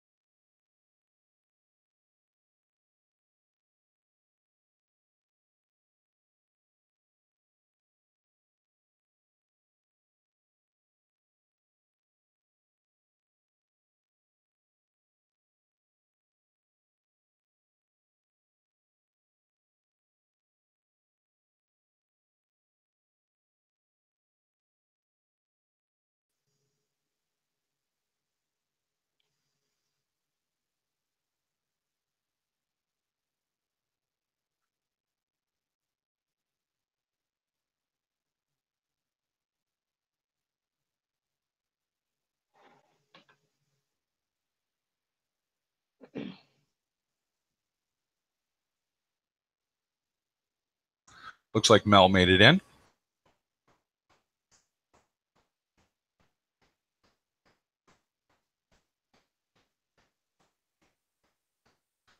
There we go. That's a nice, healthy looking BioCube.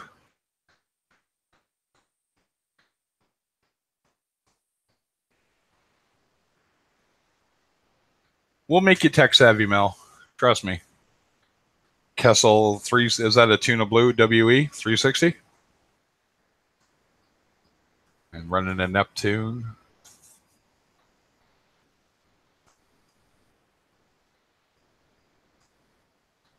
So I see your Valentini puffer.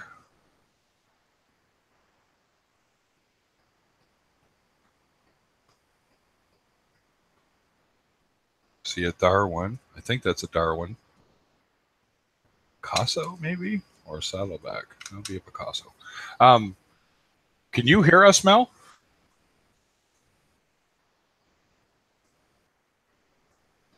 You might need to type in chat because we're not hearing you. Do you hear me now? There we go. Now we got you. Okay. Now you're good to go. So you no echoes or anything? You're good? Yeah, I hear you, but then it comes back in a couple of minutes and you say the same thing. So okay. So if you go to your Mac or to YouTube, the YouTube stream, click on the speaker there and mute that if you haven't already.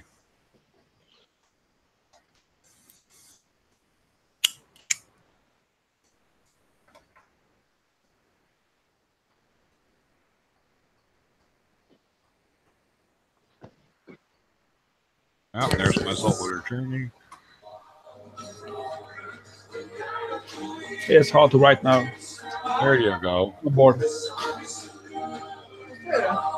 All right, you're gonna have to mute your mic. I always forget his name. What's your name again, My Salt? There we go. Yeah, just in between because that music in the background is activating your mic on you all the time. Tom, that's right, Tom. There we go. Because my saltwater journey is just, unless I call you MSJ. So there we go. And that's Tom's tank. So we'll put that up. That is, what size is your bow front again?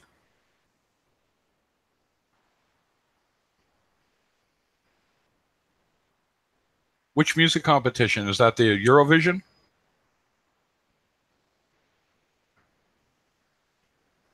Yeah. Well, lots of famous people have come through Eurovision. Canadian band years ago, big one, Haywire, I think won that at one time. I think. Or got really far with, I think it was Dance Desire, which was a huge hit here anyway, but.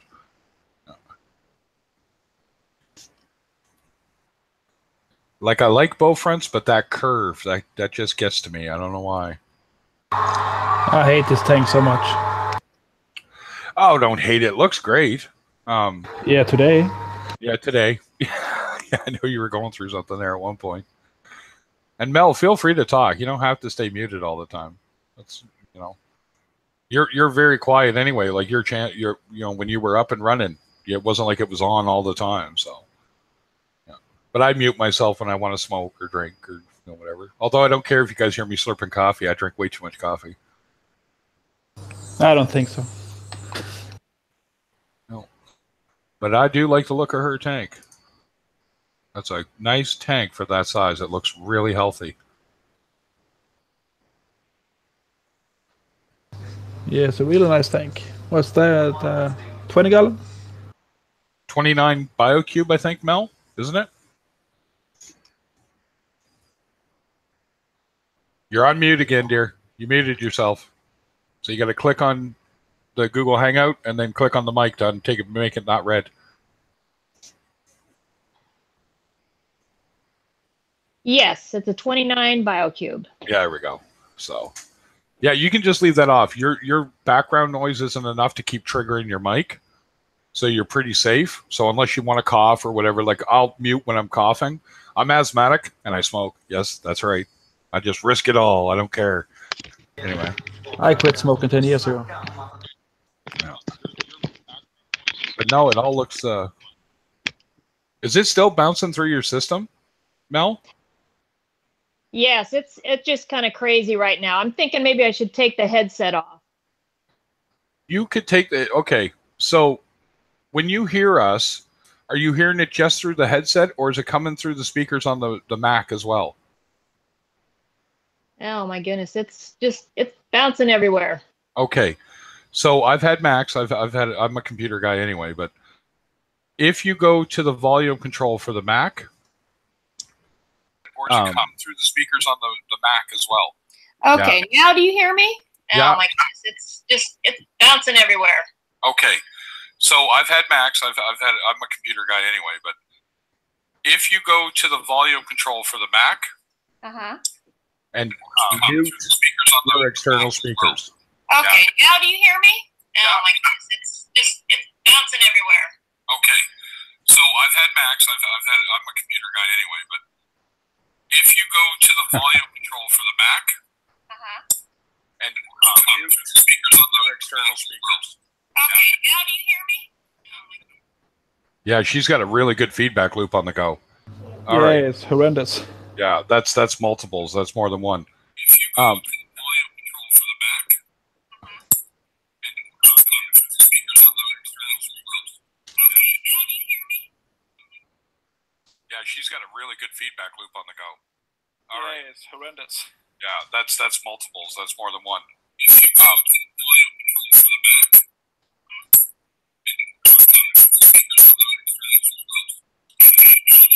yeah, we can hear it picking up itself. That's bizarre. I've never seen it that bad. I've seen slapback.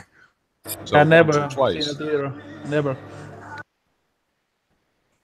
Yeah, like her sound is really good, but it's that it just keeps going and going and going, and it shouldn't be doing that to you. So what you're going to have to do, Mel, is you got to find your external speaker. So the only thing you want giving you volume is Google Hangouts. Everything else needs to get shut off. So YouTube, and you want to check the external speakers for the Mac. What Mac do you have? Like a MacBook Pro kind of deal, or do you have an iMac? You can type in too. You don't have to talk. And yeah, there's no shame in that. MacBook Pro. Okay. So as long as you don't have any volume coming out of the Mac itself, Pro kind of deal, or do you have an iMac? You can type in too. You don't have to talk.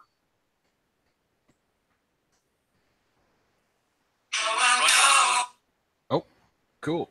And yeah, there's no shame in that. MacBook Pro. Okay. So, yeah, that's twice. You don't have any volume coming out of the Mac itself, Pro kind of deal, or do you have an iMac? You can type in too. You don't have to talk. Wow. Do you hear me now? Yeah, we hear you. Sorry. Yeah. All right, I'm going to mute you just for now because it is pretty vicious loopback.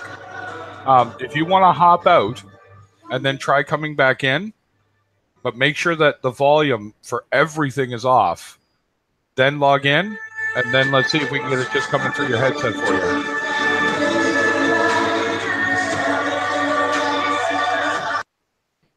And I muted you for a second there. Eurovision's coming through again.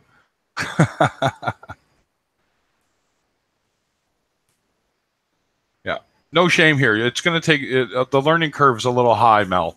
It is. If you're not that experienced with it, it'll feel difficult, right? So you'll get it, right? But if you want to log out and then, like I said, get yourself back in again, you go right ahead. Or you can stay in chat. We saw your tank. We all know what it looks like now.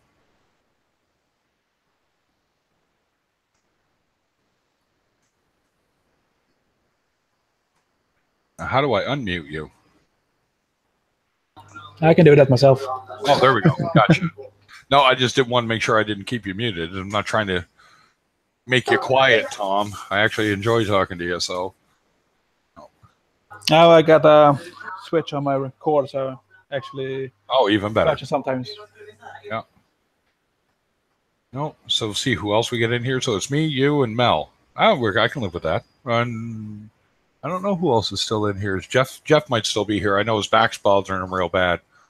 So, oh, I can't even imagine getting my spine fused. Oh man. Ouch. They're talking about doing that to my and Jeff, if you're still here, I feel for you. They keep talking about doing that to my C1, C2, and C3 on my neck. And I'm like, no. What's the risk of crippling me, right? Well, it's kind of high. No, I'll put up with the pain, thanks. Yeah, you don't want to do anything. Is getting you crippled. No, it's all the years playing in a rock band and wearing a guitar around my neck and headbanging wore out the cartilage in my neck. So what'll happen occasionally, I'll sleep wrong, or I'll sit wrong, or I'll drive for too long, and the trap muscles in my shoulders will go off, and I am just foobarred, if you know what it means, right? Just done. I am done. I can't deal with it. I am in so much pain. They've tried lidocaine. I've had morphine shots straight into my muscles. I've everything, and it's like it just seizes up for a few days, right? Yeah, I understand that. And I'm not one to complain about it. I've seen me go to work for weeks like that, right? So it was, that part. I just learned to deal with it, but it just sometimes, man, like if people can't see the injury in Canada, and I know it's like this in the U.S. now, it's really bad. Well, you should be at work then. Really? You want me talking to a customer while I'm ready to kill somebody? All right, I'll do that. The last customer of the day. Yeah, it's like, man, people just don't get it, right? And this hobby, man, I have run into, I don't know about you, Jeff or Tom. I was going to ask you about that. Do people look at you strange about this hobby too when you start talking about it? My wife gave me a stink eyes. Yeah, is that a Quran? You got a juvenile Quran in your tank? What's that? Your angelfish, is that a Quran angel? Emperor angel. It's an emperor. Okay. I was thinking of getting a Quran as well, but nah. Yeah, I think both of those get really big, do they not? Yeah, about 10 or 15 inches. Yeah. Well, you're upgrading, you said anyway, aren't you? You're going to try to go to a bigger tank at some point? Yes, I just put in the price request for one. Yeah, I remember talking about that with you. Can't wait to see that. About 500 gallon. Oh, that'll be more than enough room for those two. Oh, yes.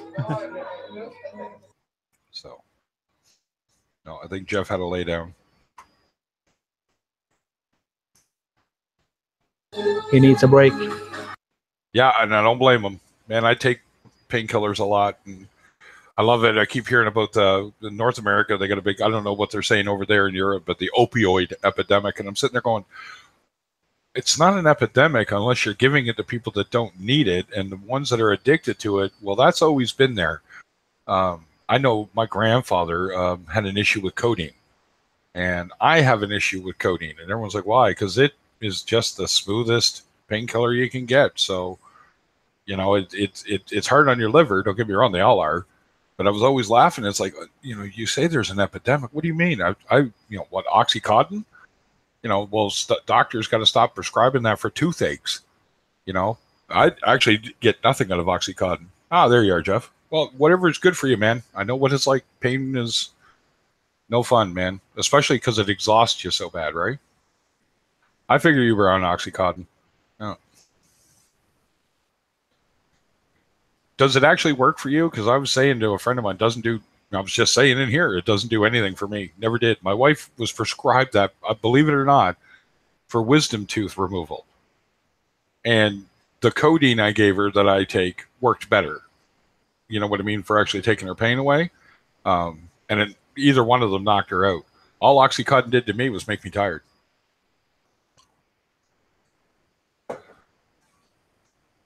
Now, morphine's my best friend. I love morphine, but morphine does not do nice things to me. Yeah, I get extremely mean. Dilaudid, morphine, any of those, right? When I have issues with my stomach wall, my muscles, and I've had 8 surgeries and a bowel obstruction because of that. So I have been on a lot of painkillers, and now it's just prescribe me Tylenol 3. You sure that's going to be enough? Yes, it's fine. Right. I want to work with the pain. I don't want it to be gone because otherwise I'll overextend myself.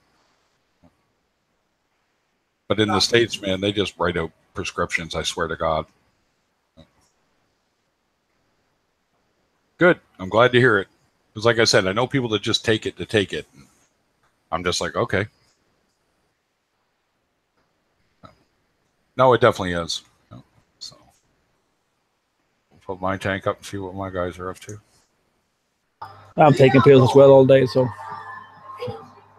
Yeah, people think it's a joke, and it's like, no, there's an epidemic because we all are working through pain. We all get hurt at work. We all hurt ourselves in everyday life, and it's like, well, you got two choices. You can let me take the time off work to heal, or you can let me take painkillers. You guys want to see the 20 real time? yes, put 20 on. Yeah, I'll put the 20 up. Give me a sec here.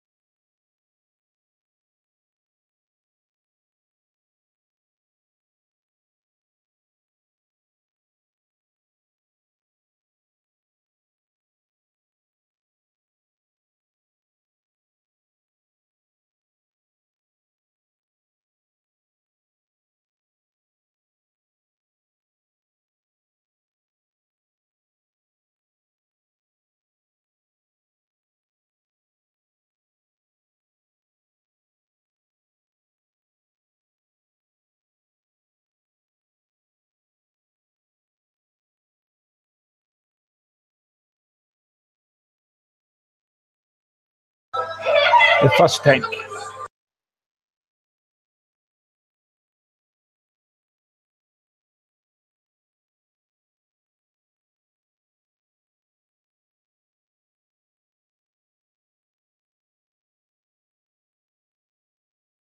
Sorry about taking so long there, but setting it up so that my cats can't knock it over is a little bit of work. So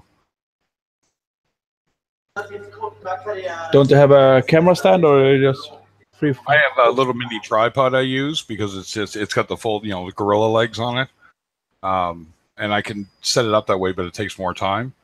But my cats are just super curious cats, so they just sort of jump on it all the time.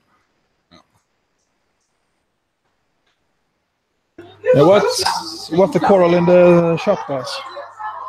That is a discoma. It's a mushroom. It's a green mint striped mushroom, and he's just being a pig about attaching to some substrate. I got rocks in underneath, So when you're trying to get a mushroom to take, and he's not on a rock, he's just a mushroom, you have to put them in something with low flow and some rubble, and they'll grab onto it. Yeah. Okay, and I didn't know that. Yeah, it's a really easy technique for it. So, no, I just super glue them. You can, but they can peel off of it. So if they really don't want to be on it, they'll get off. So that wrasse is looking nice and healthy. Yeah, I'm pretty happy overall. Like you said, yeah, there's algae in this tank, but nothing's, in danger here. It's like I got to do another water change so I can get rid of all the stuff in the sand and suck it up because it's falling off, and I don't want to give a chance to purchase. And I definitely got to do something about the bubbles out of that pump. But 2 more days and 3. Let's be honest. I won't be here Monday if I'm moving my uncle. So I'll be Tuesday. I'll finally get that pump set up, and I'll have everything running the way it's supposed to run again. I might even live stream doing it. You can look at my fat ass. Yeah. My wife loves your clowns. Oh, the Wyoming white and the flurry. That's a Wyoming white there right now. And he's the male. And the female. That was Snowflake. Nope. That's a Wyoming white. Yeah. And the other one, and there's my lawnmower. Look how fat. Look at the gut on that guy from eating all that algae. Look at him. It's really fat. That's a healthy little guy. We call him Casper. Like I said, my wife loves to name the fish. So his name is Casper. You got plenty of food. Yeah, and he's doing his job. That's all I care about. And there's the flurry, the female. Yeah, I got 2 saddleback clowns and 1 Picasso. Yeah, I saw the Picasso. And the other one, is it a Darwin that I saw? No. The 2 black ones are saddlebacks. It's a saddleback. Okay. Nice. Aggressive as fuck. Yep. I think we were talking about that the other night. There was this a guy was talking to me about clowns and that species, and I said, well, clowns are damsels, right? Yeah. What? It's like, no, they're damsels, man. That's why Clarkies look the way they look. That's why saddlebacks look the way they look. I shouldn't say saddleback. Well, it really depends, because I've seen saddlebacks that look like tomatoes, but the coloration looks like a saddleback, and I've seen Ocellaris saddlebacks. So there are many kinds of them. yeah, I can't wait to see these guys grow out. This is pretty much it. I was thinking about adding 1 more fish to this 20. I'm going to put in, I think, a Bengay Cardinal, but I'm not sure I want to. But what kind of wrasse is that? Is that a rainbow wrasse or? That is a Lubbock's wrasse, Lubbock's fairy wrasse. Lubbock's. Yeah. And they are extremely colorful. They're not that expensive. I was talking to Jeff earlier. Jeff's got a mystery wrasse, and we were debating that. They're harder to get here. But that guy there, he's just super mellow. His colors are coming in nice. Like when I first put him in the tank, that blue on him, it's hard to tell him this to actually hear. Give me 2 secs. You'll hear me, but I'm just going to turn the whites up a bit. I'm just keeping the whites down because of the algae, but I'll turn it up for a little bit. Just a second. Now I got a 6-line wrasse. He's coming into his colors right now. Really beautiful.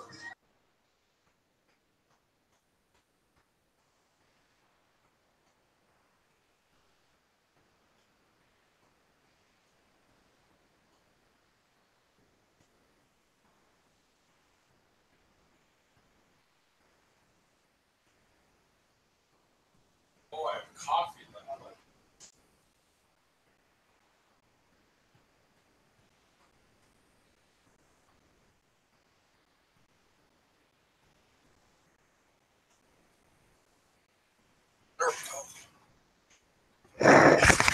There, you should be able to see the colors a little bit better. There we go. Radiant wrasses are gorgeous. Yeah. I have a few wrasses are I really am debating a green chorus wrasse, but I'm like that 120. It's just imbalanced now. I'm wondering, do I add another fish and things go nuts, or I don't know. We'll see what happens, I guess. I don't think another fish will do anything to that tank.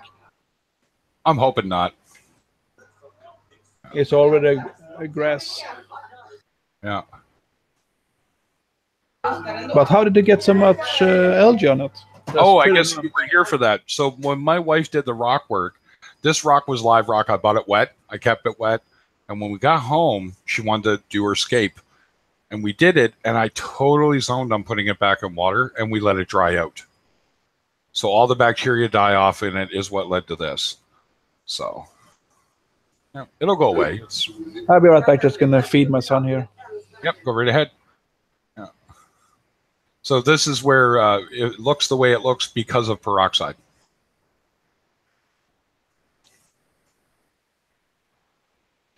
Yeah, but I don't want to go crazy right now because I don't have my sump in line with this right now. It's literally running off a filter just to keep things flowing, and I take care of any detritus and stuff that's in there. But yeah, that color and the white, you can see the colors on him now. Oh.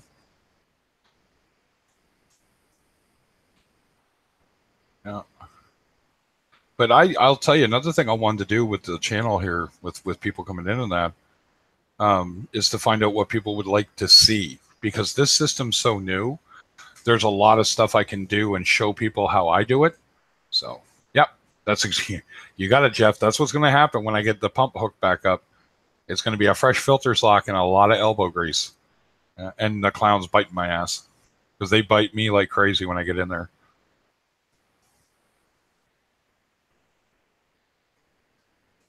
Yeah, I'll never fault my wife for liking that wrasse. That is one pretty wrasse.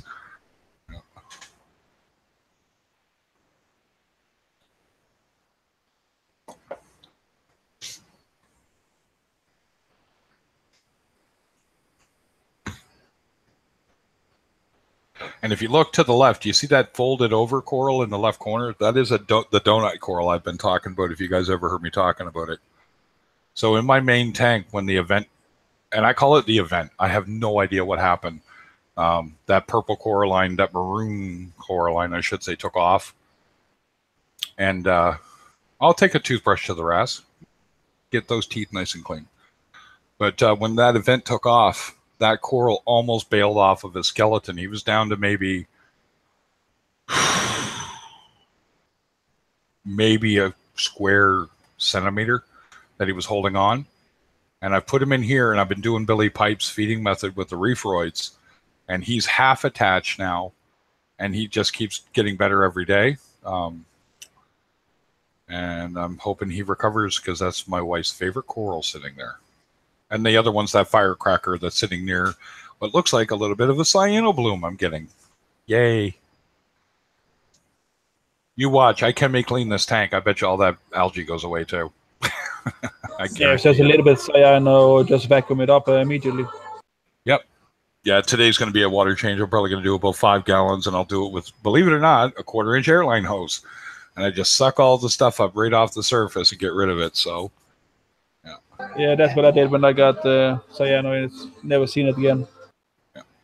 But, you got to remember, too, I'm going to get new tank syndrome probably here. This is brand new. This tank's been up 4.5 weeks. So, I like mine. Yep. So it's just a maturity thing. Yeah. It's going to get better with time. So, yeah, Melanie, when it comes to there's so many ways to skin the cat on this one. You could try dosing Nopox to help you with that a little bit. I feed to the point that some guys look at me like I'm crazy, but I feed. Sometimes I'll feed twice a day. Most days they get one feeding, and I skip 2 days out of the week. So it's kind of like twice, once, none, and then maybe once, none, and then twice kind of deal. Like I'll space it out so I'm not feeding twice a day every day in a row. And I feed very little. Like I'm really, really miserly with it. I think that Wyoming white likes being on camera. Ain't camera shy. She's over there. Nope. There she The is. wrasse is really gorgeous. Yeah, he is a pretty wrasse. I'll tell you. I just a fluke. My wife, we walked into that shop in Moncton that we hate, and one was there, and she just, no, sorry, I'm wrong. We bought that at Maritime Reef. And she walked in and saw him in the holding aquarium, and that was it. She was just in love. Just absolutely. I think that's her hook, line, and sinker for the hobby. God, I love that lawnmower blade. Look at that gut on him. Yeah, my lawnmower was sucked in the pipes. That guy is one fat lawnmower blade.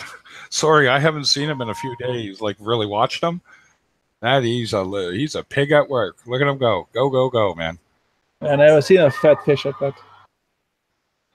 Yeah, I've seen my Starry Blenny go that way, but it's usually when I had the 2 tangs on the go. He was just at the veggie clip going nuts until the powder brown started attacking him. Yeah, they'll eat themselves stupid, that's for sure. And if that orange octo spawn that he's in front of comes back, I'll be super thrilled. It's got a little green in it. Oh, ChemiPure? Oh, yeah, I never even thought of that. Let's ask Melanie. You are running an all-in-one system, so let's ask. In the back, do you have a skimmer? I didn't see that. Let's bring your tank up here. We're a little closer looking too. All right, so I'm going to put you up on the screen here.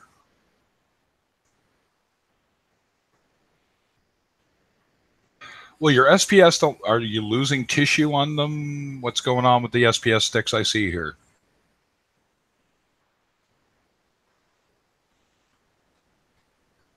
Okay. Well, that could be nutrients. There's a few things. If you test your water, do you got high phosphates? Do you have high nitrates?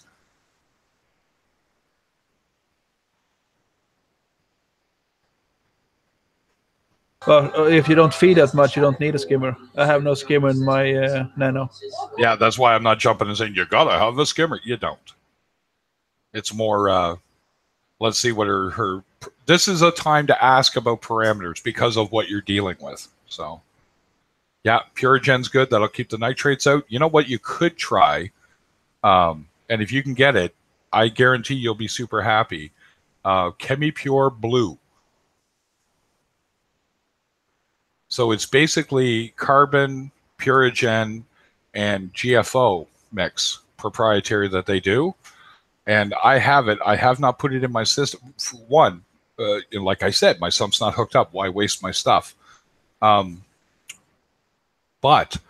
when I would put it in my tank, as clear as your water is now, it will be even clearer. It will freak you out how well that works. That's what I was saying. Look at that, dude. Looks better than my tank. Look at my 20 right now. I've had people jump down my throat about that, and I'm just like, it's fine. Relax. You don't have a Cheetah React on that one? On mine or hers? Melanie's. Melanie's? Nope, doesn't look like it. A BioCube would be the same as an Innovative Marine. There should be 3 chambers in the back. Yeah, I run Cheetah in the first chamber. Yeah, it's not a bad idea. And it grows about 1 inch a day. Yeah. So what you could do, if you want a nutrient export, Melanie, is your middle chamber. You could clear it out and actually put Chaeto in there, a little handful of Chaeto, and put just a good bright white light. I have LEDs that I have spare ones kicking around that I've gotten from 10-gallon tanks. You know those Tetra lights? You guys know what I'm talking about? Those little 3 LEDs to a light, and then there's usually 3 of them for a 10-gallon tank. And that I have those, and I built a little light cover that I would put over the back of stuff when I was experimenting.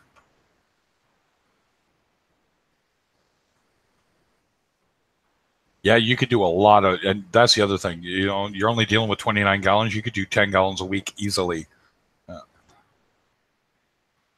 Yeah, so you just sit it in that middle chamber and then maybe look around for ways it could get out. It's not dangerous if it gets out. It's just a pain if it gets out. You got to go in and pull it off and whatnot. But it rarely causes a problem. You usually just get it out, right? Yeah, if it grows like a big ball. Yeah, it likes to stay within itself. When you go to tear it apart, though, that's the trick. I tell everybody to put a net in front of your outflow wherever the water's going out, so that you catch any of the loose ones from you tearing it apart and trimming it, I guess, for lack of a better term. But like I have Chaeto in my sump on the 20, and right now it's growing cyano and is doing all the things it shouldn't be doing because my flow is down. But I'll clean that out before I even start the tank back up, and I'm going to do a video on that. I think that'd be an interesting video, watching me restart a sump, because I'm going to have to test for ammonia and all kinds of crazy stuff before I even start it up, or I wipe my tank out.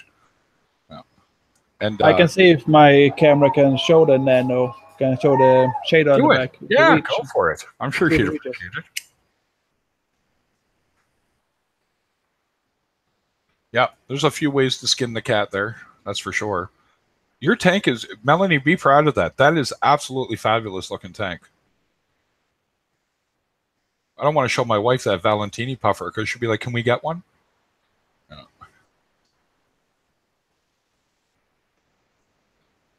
Now, you have no inverts. Do you have shrimp? You probably don't have shrimp. I'm almost positive.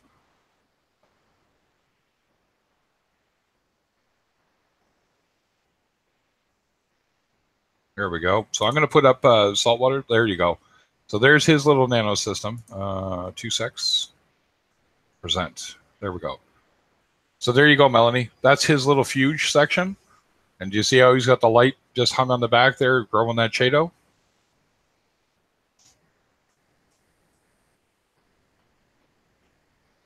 Yeah. So there you go. So your Valentini's not touching them. That's, well, maybe. You never know. I might get nice about it. Yeah, so there's a way that you could do a little mini fuge.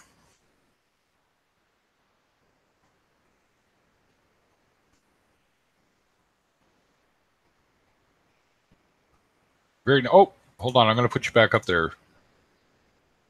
Oh, that's one of those Fluval Edge tanks, isn't it?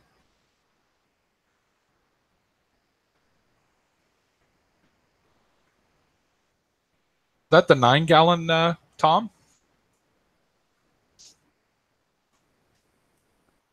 Did you see it? Yeah, we did. Yeah, she saw it. She was very, very thankful to see that. Is that the 9-gallon Fluval Edge? The 15-gallon. 15-gallon. Okay. Yeah, the odd bow front, I like to call it, the up and down versus left to right. It's really weird. No, I'm done with that. I'll tell you guys. I mentioned today, and I think Jeff heard me. I got a free tank when I was cleaning out the upstairs. We found a 29-gallon long, so that's the 36 by 12 by, I want to say 16, I think, high. And I don't need another tank, but that would be a hell of a quarantine system. It really would. It's not too deep. It'd be cheap for me to light it correctly, so you never know. Yeah, and that's the other thing I was going to mention to you, Tom. Try putting your fuge light on the reverse of your daylights. Right, so when I run my fuge lights, they come on at 9 o'clock at night and run till 9 in the morning. My main lights run from 10 o'clock till give or take 11 because I like to be able to see my tank. Just a recommendation. If it's working for you and you want to keep it that way, keep it that way. So you got what, 2 peppermints or no, 2 skunk cleaners?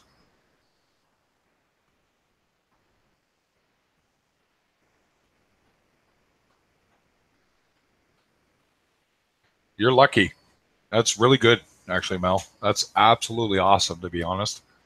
At least you're not putting up with your fish doing murderous activity and oh, that's a coral banded. There you go. Nice. I couldn't keep a coral banded in my system. The guy that I got was nipping corals. He liked to eat Euphyllia.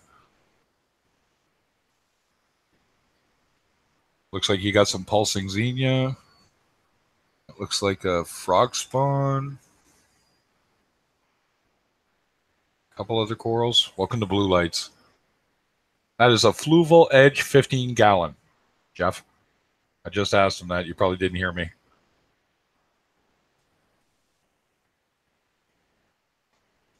It's a nice little mini system. I kind of like that. Is that a Jabo PP4 that you're running for the flow? Yeah. You don't find that's too much in there? Yes, I got the SV2 on service, so it's just. Oh, you got the SW2, so that is the little one, the one that's only like less than 4 inches long.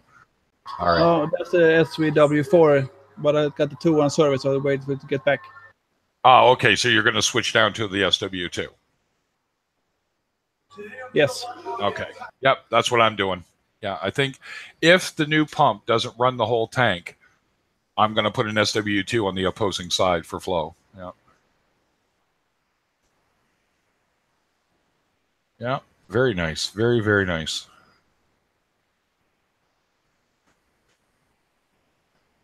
Oh, The clown is going nuts. Yeah, they do that. No. So I'll have this little crew of people. That's kind of cool. I'm very happy. I'd like to see a few more people come in. I just like seeing people's tanks. I love seeing different ideas for doing stuff, right? That's just the interesting part for me. Yeah, that's why I saw people that look at the tanks. Just want to see how they're doing. Yeah. You know, it's like that my 20 is probably going to be interesting for some people because watching me deal with that algae, that's what people, biggest thing I find and the biggest search engine that people look for, red turf algae is what led to my channel. I wouldn't say it exploded, but I went from 20 subscribers to almost 80. I probably got about 20 from being in Rico's stream. That just That's people good. went, and checked it out. And I'm like, okay, well, that's cool. 80 people or 84. I lost a subscriber. I was heartbroken. I had 85, and I think I looked today, and it was like 84 or something. I'm like, oh, somebody didn't like me. But the funny thing is, it's not the subscribers that's the biggest thing anymore. It's the video minutes you have. Yeah, exactly. Let's see. What am I at today? I'd love to go up a bit, but again, not really all that concerned with it either. My channel. Let's see what we're doing here. I'm not that many as well as on small channels as well. So Go. Come on. 85. So I'm up one more again. Look at that. Woo! you're on top again. You know, I break 100. I'll do something special with 100 or some sort. I'll tell you, with that Valentini puffer, if you can manage it, get a blood fire shrimp. They do the exact same job, and they are just fabulous to look at. Love looking at blood fire shrimps. Oh, nice place, man. Ooh.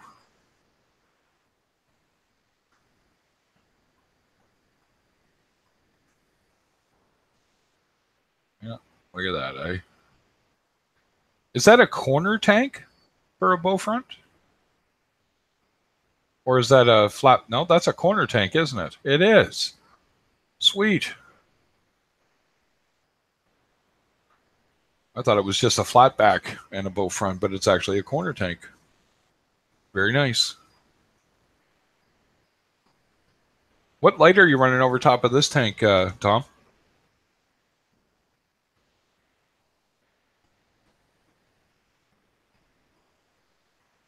Cleaner Raz. I can just sit down and do the movie voice all day. What do you guys think? Right? Tom. Yeah. Tom's tank. I just had to change over because it's bedtime for the nano tank. Ah, yes. Yeah, you're about, what, 4 hours ahead of me? It's 8 o'clock at night for you, isn't it? It's 9 o'clock. 9 o'clock, so you're 5 hours ahead. Yeah. So you got a hawkfish? Nice. Yeah, I got a spotted hawkfish in the big tank, and I got another kind of hawkfish in the nano. In the nano. Nice. I have to fish it up and remove it from the big tank. The two weren't getting along. Yeah, they tend to want, they're very turf-orientated fish as well, eh? Yeah, especially the new one. I put in the nano tank. It eats all the food. It's Yeah. crazy.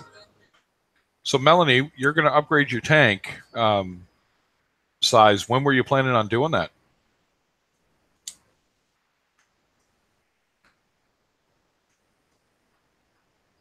Or were you planning on it? Maybe I misheard you. You always want a bigger tank. Always. My wife's now actually almost almost convinced herself. I had nothing to do with it to go do a 240. And I'm like, oh, okay. Just go. Just go, but it's I'd have to upgrade the tank. She was wondering if we could just put it on the same stand. And I'm like, no, it'd be a foot wider. Yeah, so. Yeah, I'm just waiting to see what the price will be for my new tank. Yeah, exactly. Yeah, so yeah, you're talking about the Red Sea, right? You were talking about the water, whatever it is. I forget what it is. Water cabinet or something like that. Because the price point was probably different. I don't like Red Sea. They're overpriced. Yeah, if the water box is, well, let me check something here. Jeez, you know, we're in here. I could look around. I wonder. Water box. I order mine from Poland. It's cheaper.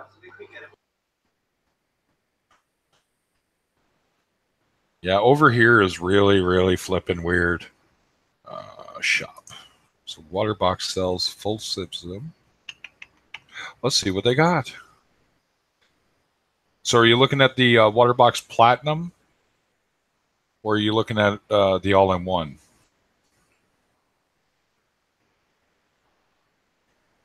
I bet you she did say last tank, Jeff. That's a gorgeous tank, man. I don't.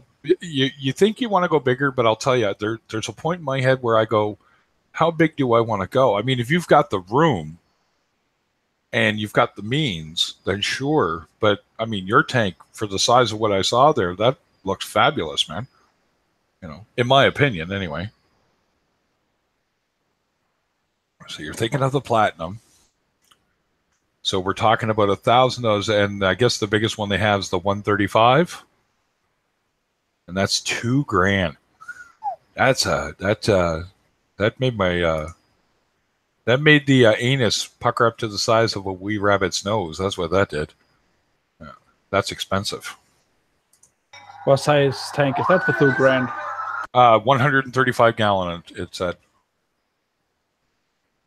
Is it with the cabinet and sump and everything? Yeah, the whole thing. That's expensive. Yeah, it's a little pricey in my opinion, but that's me. There we go. Is this going to let me? I'm lagging out here. Just a sec, guys.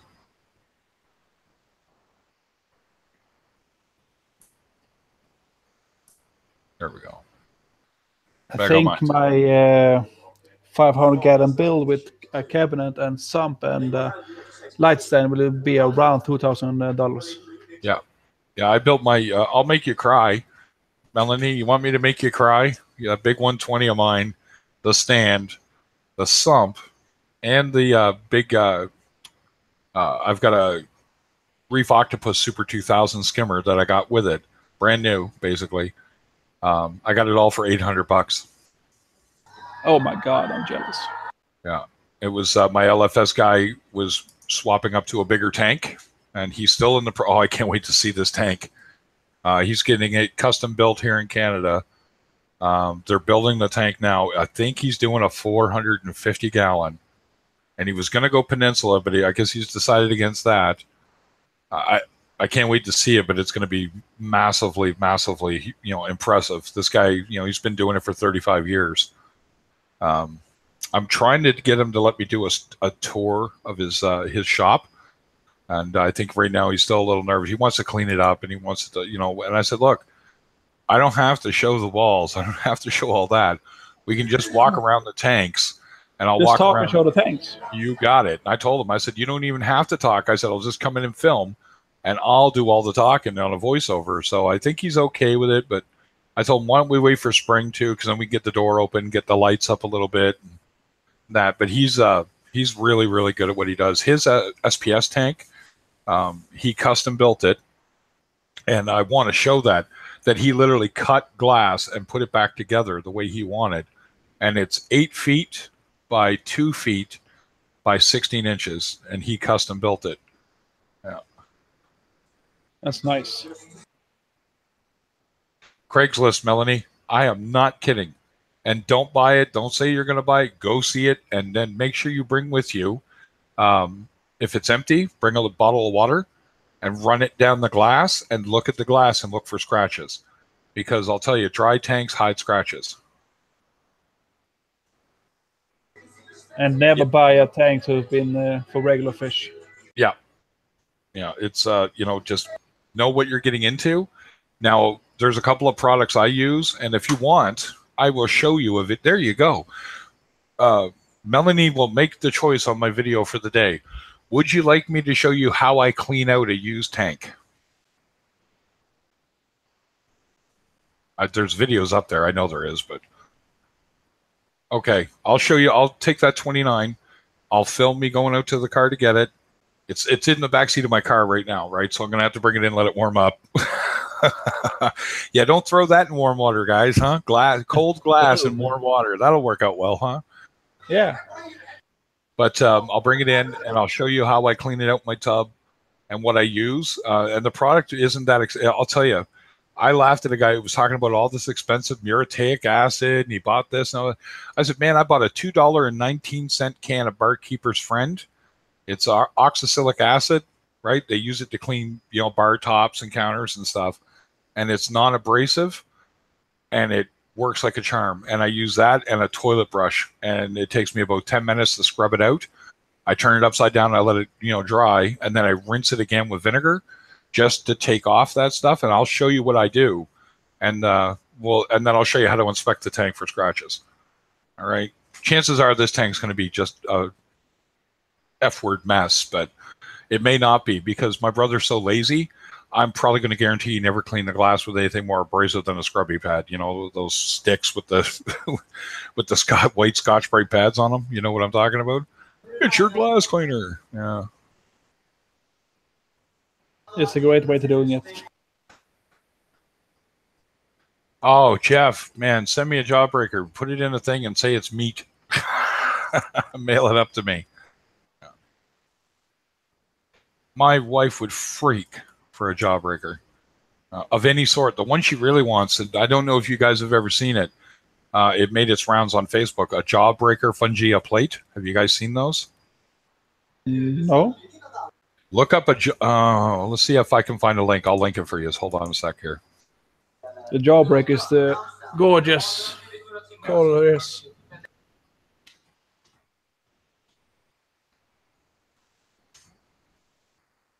Then it's finding one that isn't fake, by the way. Block. You go away.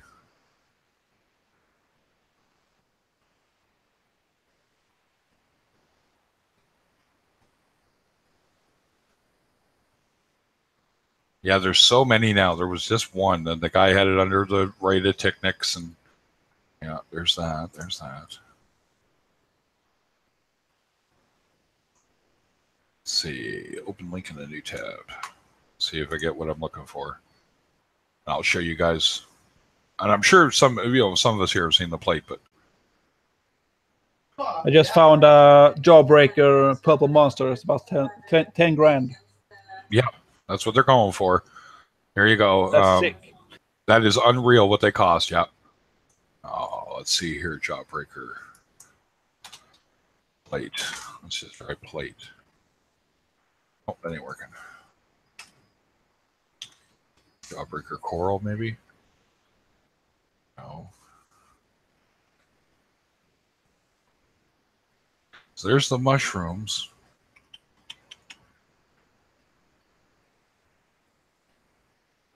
Gotta find a Fungia. Could be a Westphalia for all I know.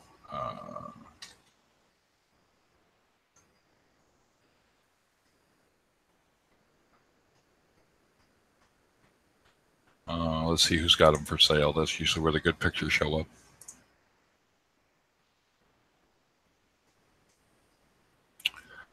Yeah, you're wrong. That's not one. Anyway.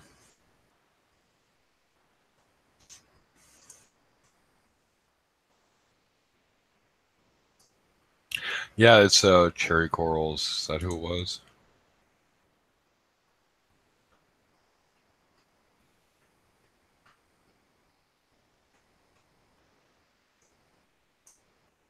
Jawbreaker. Oh, so they sold out of them. Yeah, they're so expensive. They're actually really expensive coral when you get down into it. for what they are. I just don't agree with it. Bounce mushrooms are the same thing for me. Let's see here.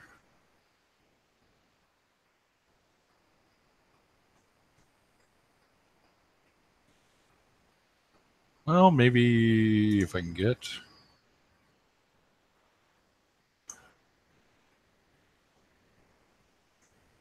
There it is. Let's see if I can get this link to work, and if I can, I'll link it for you guys. Of course, it's Pinterest, you know.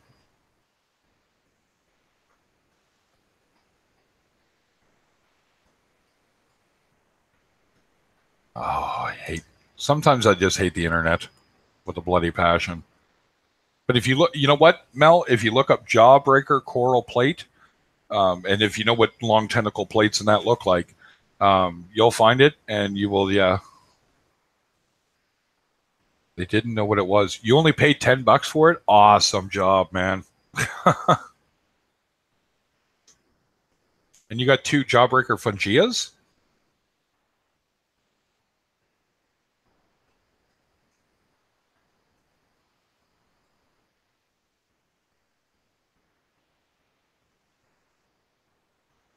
That is just, I hate you.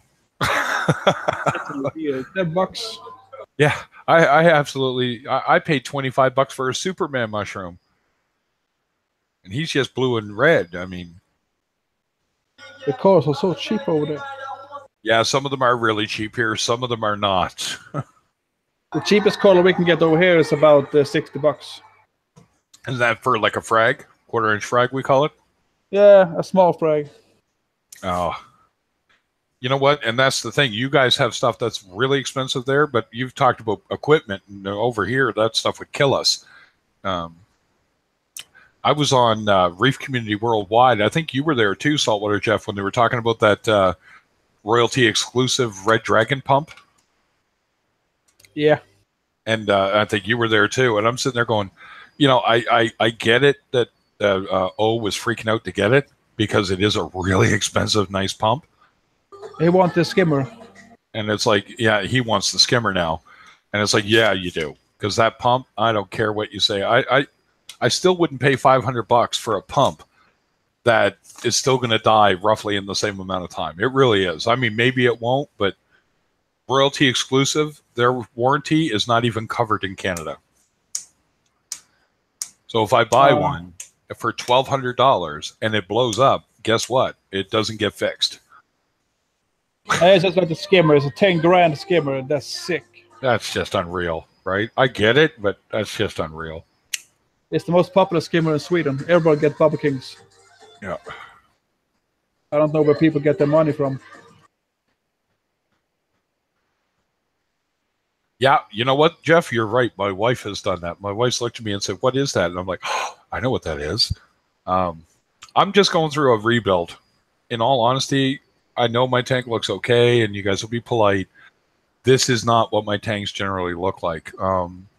Let me see if I can find a shot of my 45, and I'll screen share it, and you guys will get a kick out of the difference that 2 years makes and going through a bunch of crap. Let's see here. So it should be on that drive. And let's see, what did I name it? Nope, wasn't that one.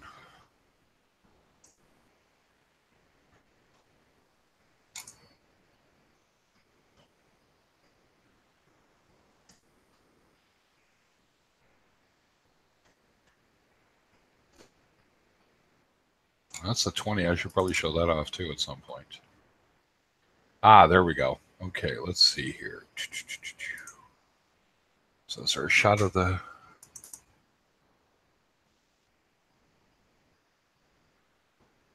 Looking for a daytime shot so you guys can actually see what's in the tank. There we go. All right, so what's the number on that? 0725. Let's see if I can go show you guys that.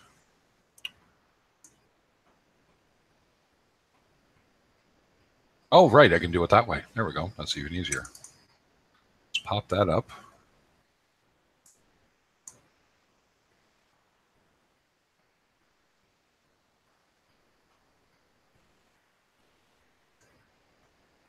There we go. Now, can you guys see that? Your screen sharing. Present to everyone.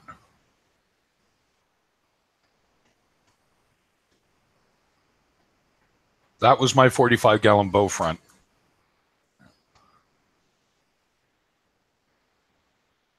And that was probably not nice even clip on that one. Yeah, wasn't even that long in on the tank there. But if you look, everything's hanging on the back. You can see the skimmer on the right. You know, that looks like, I think I had the Marine Land heater in there at that point because my fluval had blown out, a canister filter, and one J-bow. Yeah. That's enough. And that leather, I got that. Okay, now I'm going to make you cry, Tom. That leather in the top right's a green finger leather. I got that whole chunk for $29. Oh, you make me sick. Yeah. That Euphyllia on the front, $35 a head. I think I paid $90 for the hammer. That is still existing around here. The Kenya tree. Oh, the bane of everyone's existence. Welcome I love Kenya trees. Yeah, I hate them. To me, they're just a pest. I'm constantly picking them away. Drive me nuts. But if you look in the top middle, you can see the Bisma worm rock, the Christmas tree worms. See the parietes nice and fluffy on there? Yeah, that's a really nice one. That's the one that's still in my tank that you see that's suffering, right? So the worms are still there, but the parietes is just barely there. Yeah. So let's see if I can find another cool shot for you here. I'll be right back. Let's see. I'll stop presenting that one. See if I can find another cool shot. Yeah,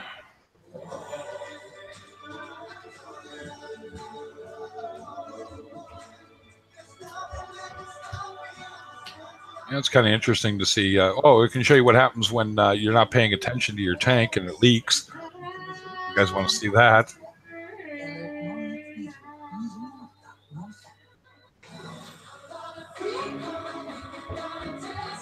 Back in and present. This is what happened to a box that wasn't on a GFI outlet. How's that grab your attention? Yeah, I tell everybody, boy, don't screw around. I'll tell you, don't do it. Now I'll get back in so I can actually see you guys in chat here. So there we go. What did you do to that one? That was my son's good intentions that almost blew out my house. He saw the cord dangling down in my kittens. The big guy you see in the video, the white one, he was just a little kitten, and they were playing with the cords. And he put it up on, hung it on the back of the stand. And what we didn't know is the hang on the back filter that I was using for this quarantine system had built up a bunch of salt creep and was running water now down onto the back of the stand and then to the floor, and it hit that cord and ran straight into that electrical box and just was building up over the course of a couple of days or weeks even. And we never noticed it. I just assumed because I had a drip loop, but I didn't notice the drip loop wasn't there anymore. And we saw the water, and I said, well, you better unplug that. When she pulled the cord, my wife's the one who almost gets electrocuted every time, I swear. And she pulled the cord and snap, and everything shut off in the house, and the box caught on fire, and Yeah, she opened up everything when she pulled the cord. Yeah, so when I opened it up, and then I pulled that up and I just showed people, this is what happens. I said, I wasn't mad at him. I just said, next time, don't. I said, if it's something with the fish tank, come and see me. Don't just do something. No, that's why I hang my electrical cords about the same height as the tank. What's Jeff saying about work? Oh, your lights are finally ramping up? Well, if you feel up to it later, man, you go ahead and hop in. I'll show off your tank any day of the week, buddy. Yeah.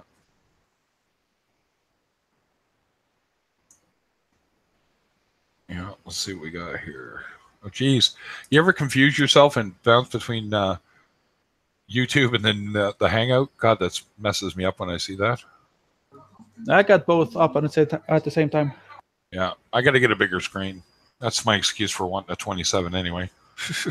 I have a 27-inch screen, and I split it between two. Yeah. That's the best with the Google Chrome is that you split the screen. Yep. I think what I'm going to do, I've got a 32-inch TV that isn't getting used, and I'm going to buy a wall mount, I think, and put it up on my wall in my office and use that as my kind of watch movies and you know, when I need the extra real estate. I think that's what I'm going to do. That'll be my excuse for it. I did that to my old 45. Yeah. Oh, there you go. That's a rough job, buddy. I've flagged for you guys up here.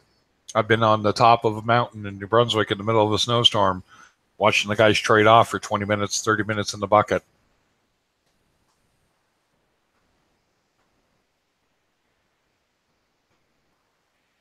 Watching the poor guys have to take off their gloves to try and get the job done. That's a rough job.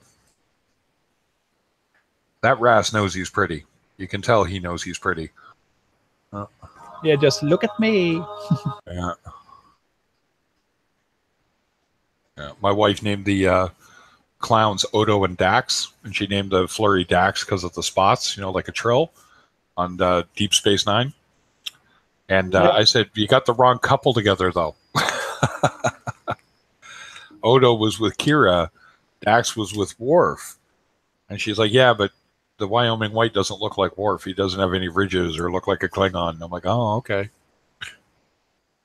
You got the personality of a Klingon. Yeah, oh, he's a warrior. He's the first guy who bit me. Yeah, yeah, this is my saddleback girl in here. She's nuts. I'm just really enjoying the fact that I figured out how I can share this. Yeah, I got Mel wanting the Lubbock's now. They don't get too big. They get about 3.5 inches, and they're really mellow fish, and they're completely reef safe. I've had, like I said, I've had 4. The 2 that I've had that I had any length of time never touched a coral. Casper dare chew that. Yeah, eat that stuff. Yeah, it's all depends on the fish if they touch the coral or not. I have a lot of God, what's the name of it again? Yeah. Angelfish. And, oh yes. None of my angelfish has ever touched the coral. Yeah. Now I know a guy who had a coral beauty. It was in his tank all of 5 minutes and started munching his Euphyllia. So it is really the fish, right? That's why I think that's where the term reef safe with caution. I'm thinking, what's the caution? It's a crapshoot. Put it in the tank and hope for the best. That's all it is. That's what you should say. That they shouldn't, but they could. My theory is when you get them as small as you possibly can get, that they won't have that genetic in them to eat corals. Yeah, I think you're right. Because that way you can train them to food, and they know they don't have to do that, right? So, because when you get a fully grown angel, they don't know anything else but to eat corals. Advanced age, Jeff. Jeff, you're like what, 42? Yeah. I'll be 42 this year. I'm 46. That's a good year. Yeah, my mother yesterday all worried about me because I've had a heart attack about, I've almost died like 3 times, right? And it's my own body fighting back from having far too much fun in my early 20s, folks. I was laughing with a friend of mine. He said, do you have any advice? I said, yeah, you haven't lived till you snorted cocaine off a dead hooker's ass. Yeah. That's a good one. And he just looked at me, right? And I said, well, if you've never played in a rock band, you'll never know what I'm talking about. Right? I said, so, I said, it's amazing. I said, I've never made it famous. The largest crowd.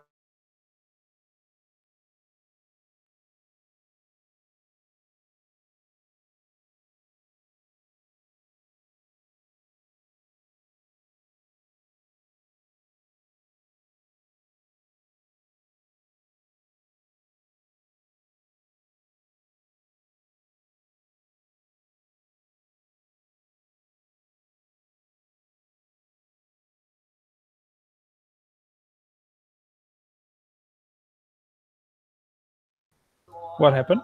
I don't know. The phone messed up there for a second. Not really sure what was going on with that. There we go.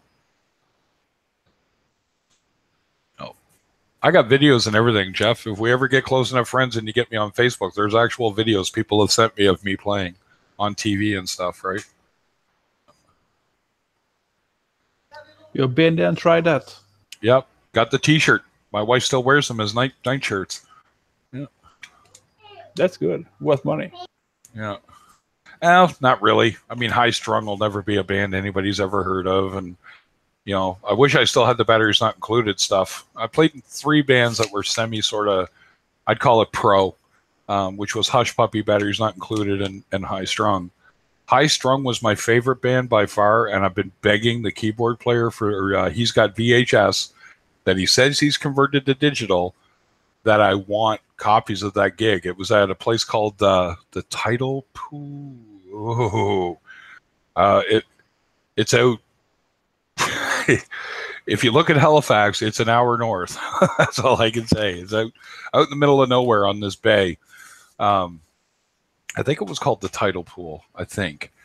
And the guy was great. Name was Jamie, the guy who ran the bar. And the singer in that band could do Journey. Steve Perry Journey. Okay, not Arnel Pineda. Steve Perry Journey. This guy could hit the notes every time. And we did tons. I think we did Lights. What did we do? Lights, Any Way You Want It. Separate Ways. And there was another one that we did all the time. And then interspersed with other ones. And, you know, we used to do, you know, all the biggest stuff like at the time, of course, right? And that's where the other bands I joined sort of became, you know, they found me. And then I started playing with them. Oh, it's, you know, you want a mess in life? You want drama? As bad as the drama gets in some of these streams, being in a rock band, it is almost like, it's like you're married without a license. It just gets crazy how personal people take stuff. Yes, they do. Take it really personal. Yeah. No, it's not just you. There's all kinds of little hiccups going on here. Because now I'm showing in HD when I wasn't before. So it's normal. Yeah, it's just normal stuff going on. Yeah, I couldn't get my when I live stream from my phone to HD. It just wasn't 720p, I think. Yeah. And my phone shoots in 4K.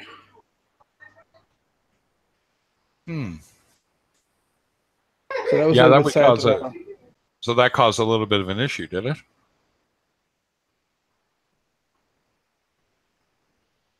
There we go. We'll put your, oh, no, I was trying to put Melanie's tank up here.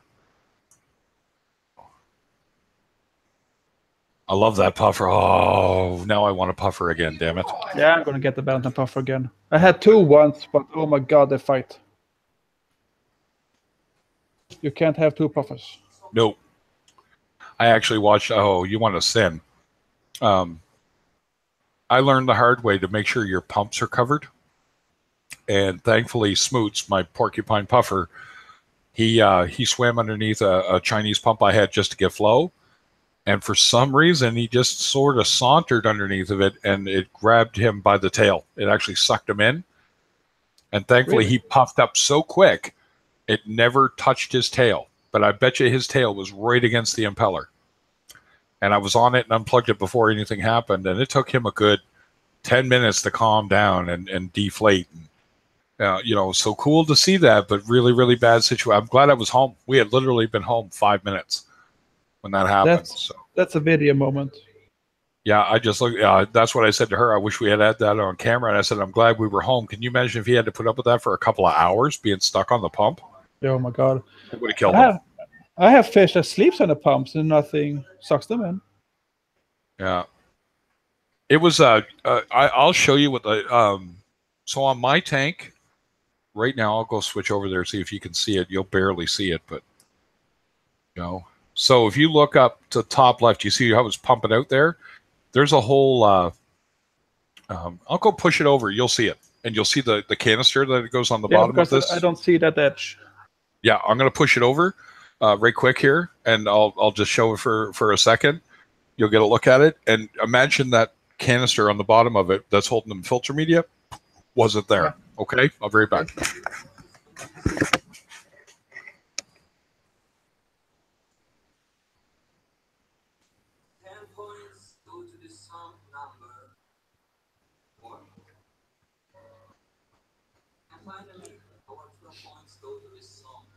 So you got sucked into that one. Oh my god. The snail is feasting. Oh, that's beautiful, Raz. Come to me. Jump over.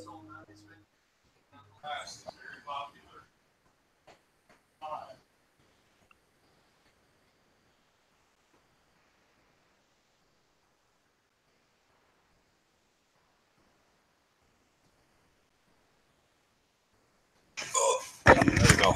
So you guys get a look at that? Yeah. So if you imagine that was off and it's like a little circular opening, and what I hadn't done, there's another attachment you can put on that's like a little grate. If that had been there, it would have never happened. But because it was open, he got sucked right into where the impeller was, right? So Yeah. I heard you guys talking about the RAS too when I went out to the camera, and I told my wife, your RAS is very popular with the folks. I told her to jump over to me. I didn't want to. No, he's happy in that tank. He is. That fat Gobi is as well. Oh yeah, look at him go, guys. There's what you want in your tank, is somebody doing a job, right? I just got the one for a week ago. I had him for 1 day, then he slept by the overflow box and got sucked over. Oh, He overflowed my tank that night. Water That's all too over the bad. place. Yeah, it's really pretty one as well. Pink fins and pink spots. Really nice one. it's no longer presenting. What happened to my camera, guys? What the heck? Oh, I bet you my camera died. Yeah, my phone died, I bet you. Yeah, we left my my good power supply, my fast charger, down in Halifax on the last trip, so now we only have the slow one, and it can't keep up when you're running it. No, that takes forever to charge with the slow ones. Yeah. The superchargers are better. It takes about 30 minutes and the phone is full. Oh, that's Tom, and Tom is in Sweden.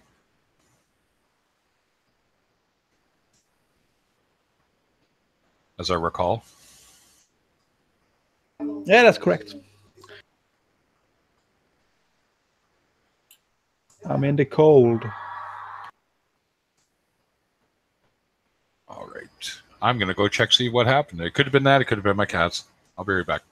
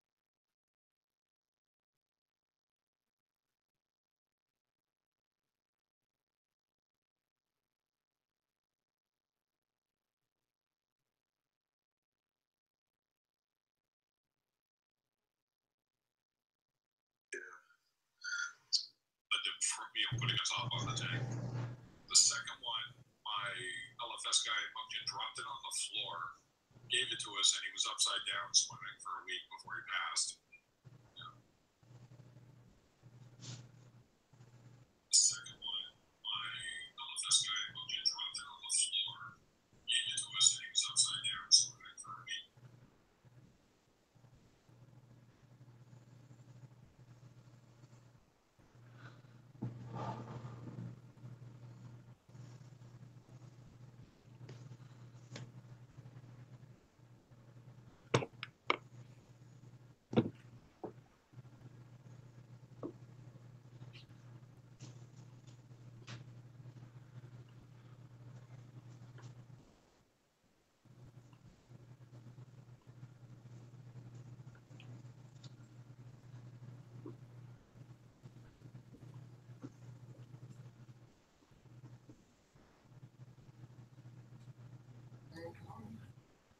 cleaning the tank up.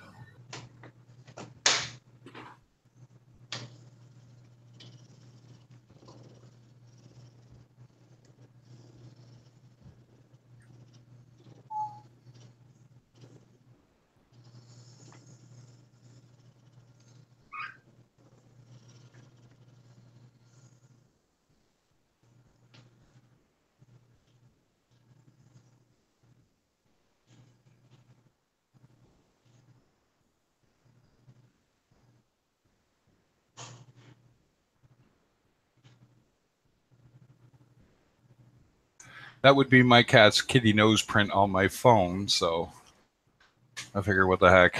I'll clean the glass while I'm at it. Yeah, I saw that. Make it presentable. Change the angle a little bit so you can see those clowns.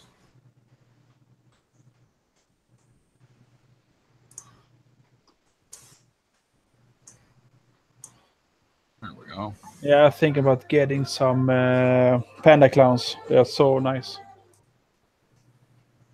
Yeah, I think the panda clown goby. There is a green clown, and actually, if you look where the hammer coral that's starting to recover there in the right, there's a hole in the rock there, and he hides out in that hole there. So might even see him. Yeah. Oh. So I'm hesitant to put a panda clown goby in there, but I really want one. Oh, that algae! I've never seen a panda clown goby. Look them up; they're cute as heck. Yeah.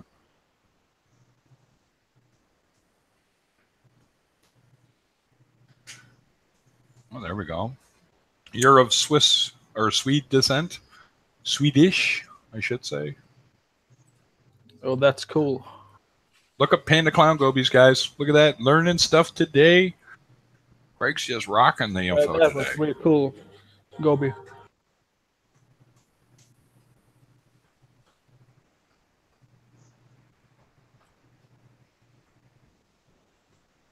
Nope. And I'm going to keep it civil, man. I could say stuff on here. Oh, I so could. And I'm not going to, because I'm just not. It's not the place to air a grievance.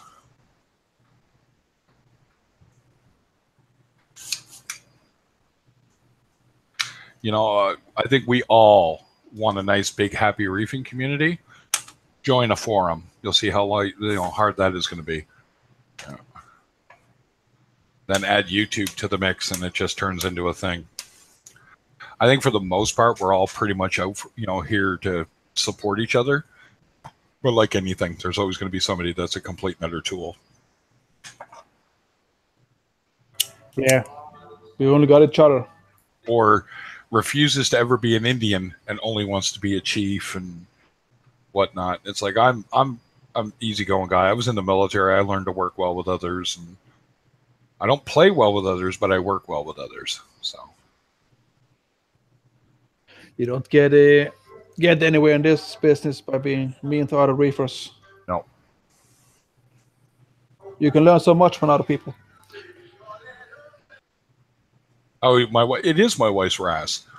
It's her RAS. Oh, right, because of the. Oh, you heard me talking. I forgot to turn the muted again when I got the camera running again after the cat shut it off. That's right. It's her RAS. It wasn't my choice. It's her RAS. She loves that thing. Actually, I better go turn it off because that's her coughing. So, uno momento, por favor.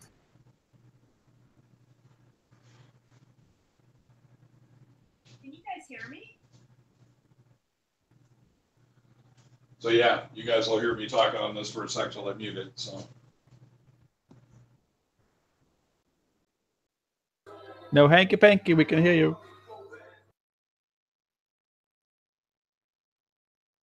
That might have been me coughing then.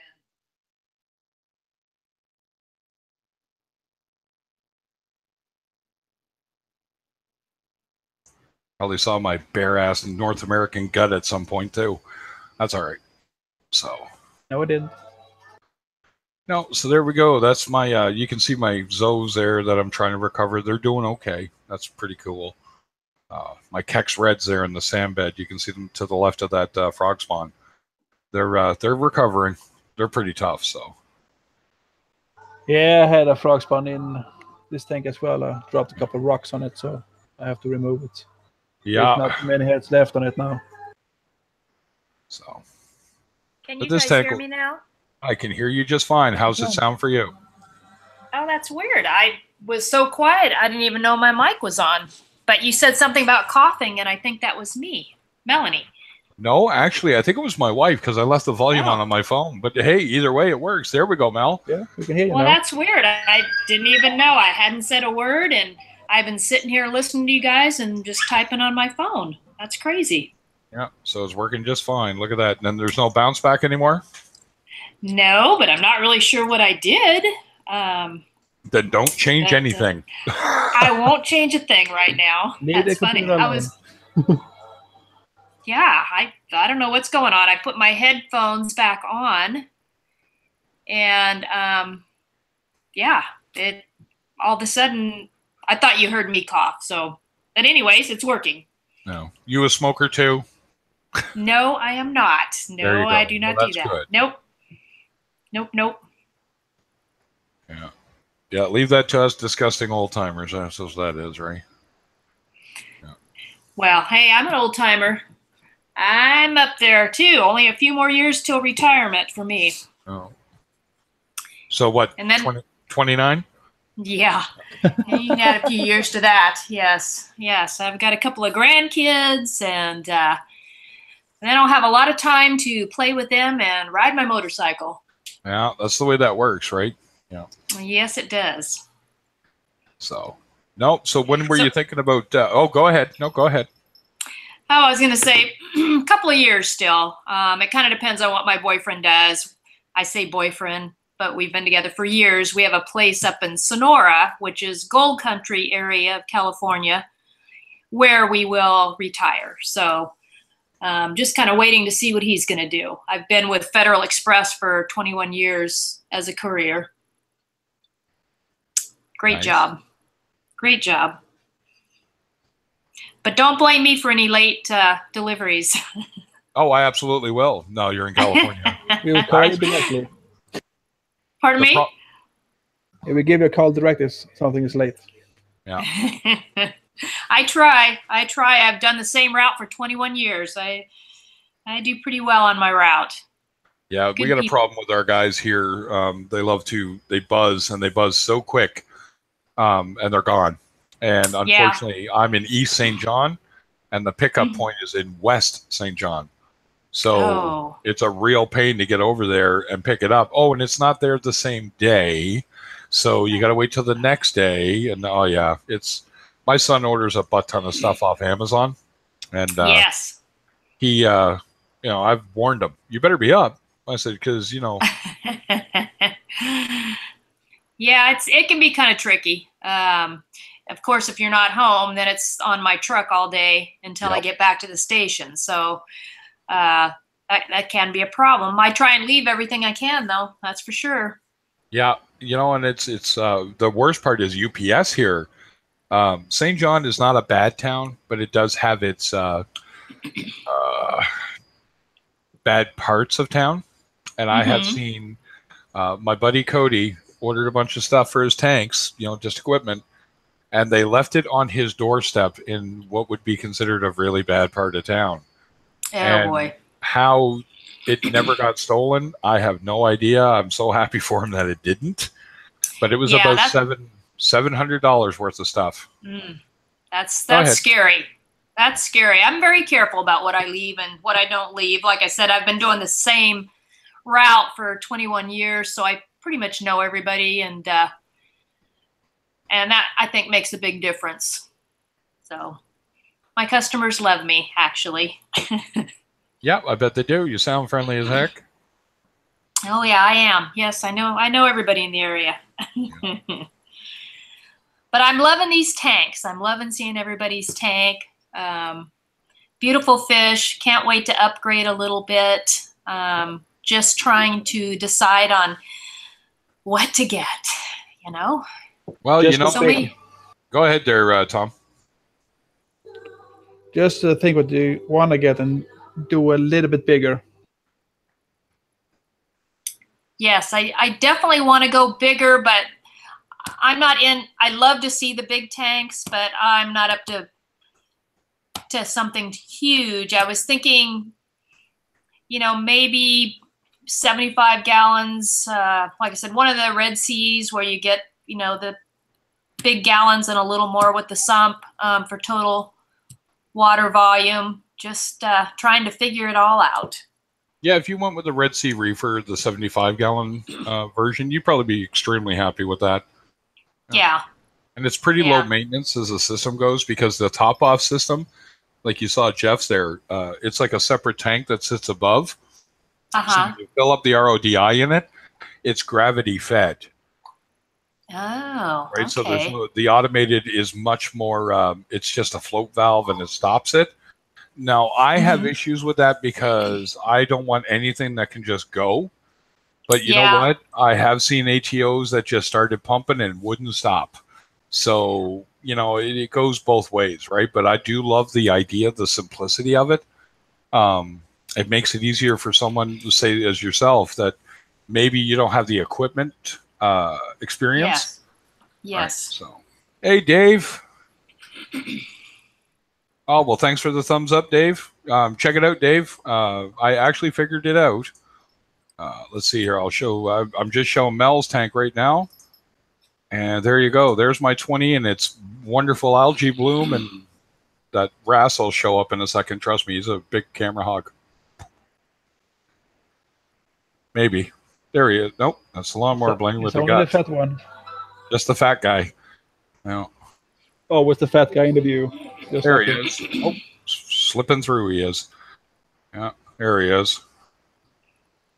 Wandering around the tank. So I actually figured out a way to do it. So, yay!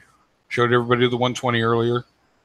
You haven't thought about removing the rock again and do more with the brush? Oh, if I have to, I will. Nothing's glued down, so I have many options available to me.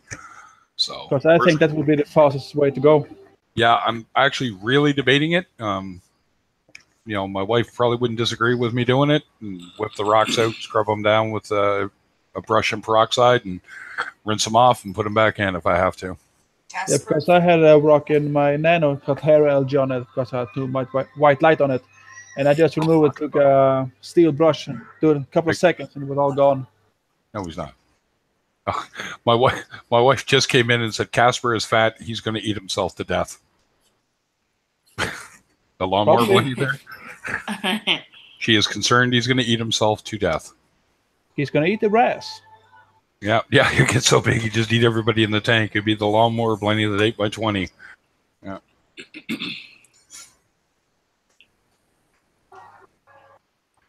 Yeah. Yeah, Dave, thanks for the thumbs up, and your support matters, man. Trust me. I appreciate it. I'm going to put Mel's tank back up. I think it looks better than mine. Mel's tank looks great. Lots of corals. Oh, thank you guys. Appreciate it. Yeah.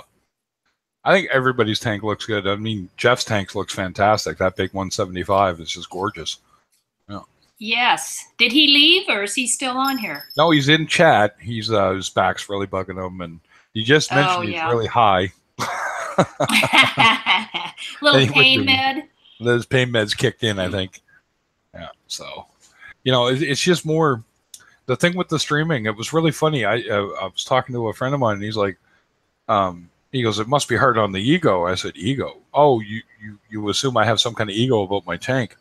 I said, "No, not at all." I said, "It would be though. I can see where people are like, if you didn't have X amount of people in, it's like if you think about the average, I have 85 subscribers, and I have 4 people steady here, kind of throughout the day. Yeah, okay, that's pretty good, you know." Oh, there's Tom's face. How you doing, Tom? Oh, there he is. Definitely looks his drugs. Yeah. Sometimes the smaller on air is a little bit better, a There's little some- easier to talk and It is. I think you're right. Yeah, go ahead. No, you go ahead, Mel. yeah, just a little easier to talk and get to know some people. And obviously for me, check it out for the first time. I'm in a lot of the chats, but some of them have so many people on there, your questions get a little bit lost, which is understandable. I don't have a problem with that, but the smaller ones are kind of nice. Like it. Yeah, it helps out a little bit, right? Like, I mean, you know what? I am not above saying things like, you know what? You need to go wherever and ask this person, and hopefully get an answer to it, because I don't know the answer, right? I mean, you know, and Dave, thank you very much. I love the shot glass, getting my mushroom to actually take to the rock too.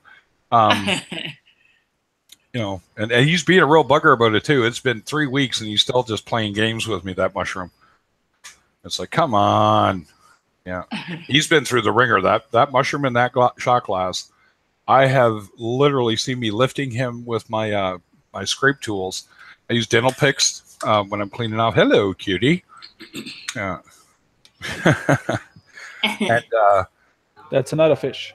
yeah, another type of fish. Yeah. That's a wallet. That we call that the wallet sucking fish. They just empty your wallet because you just can't say no.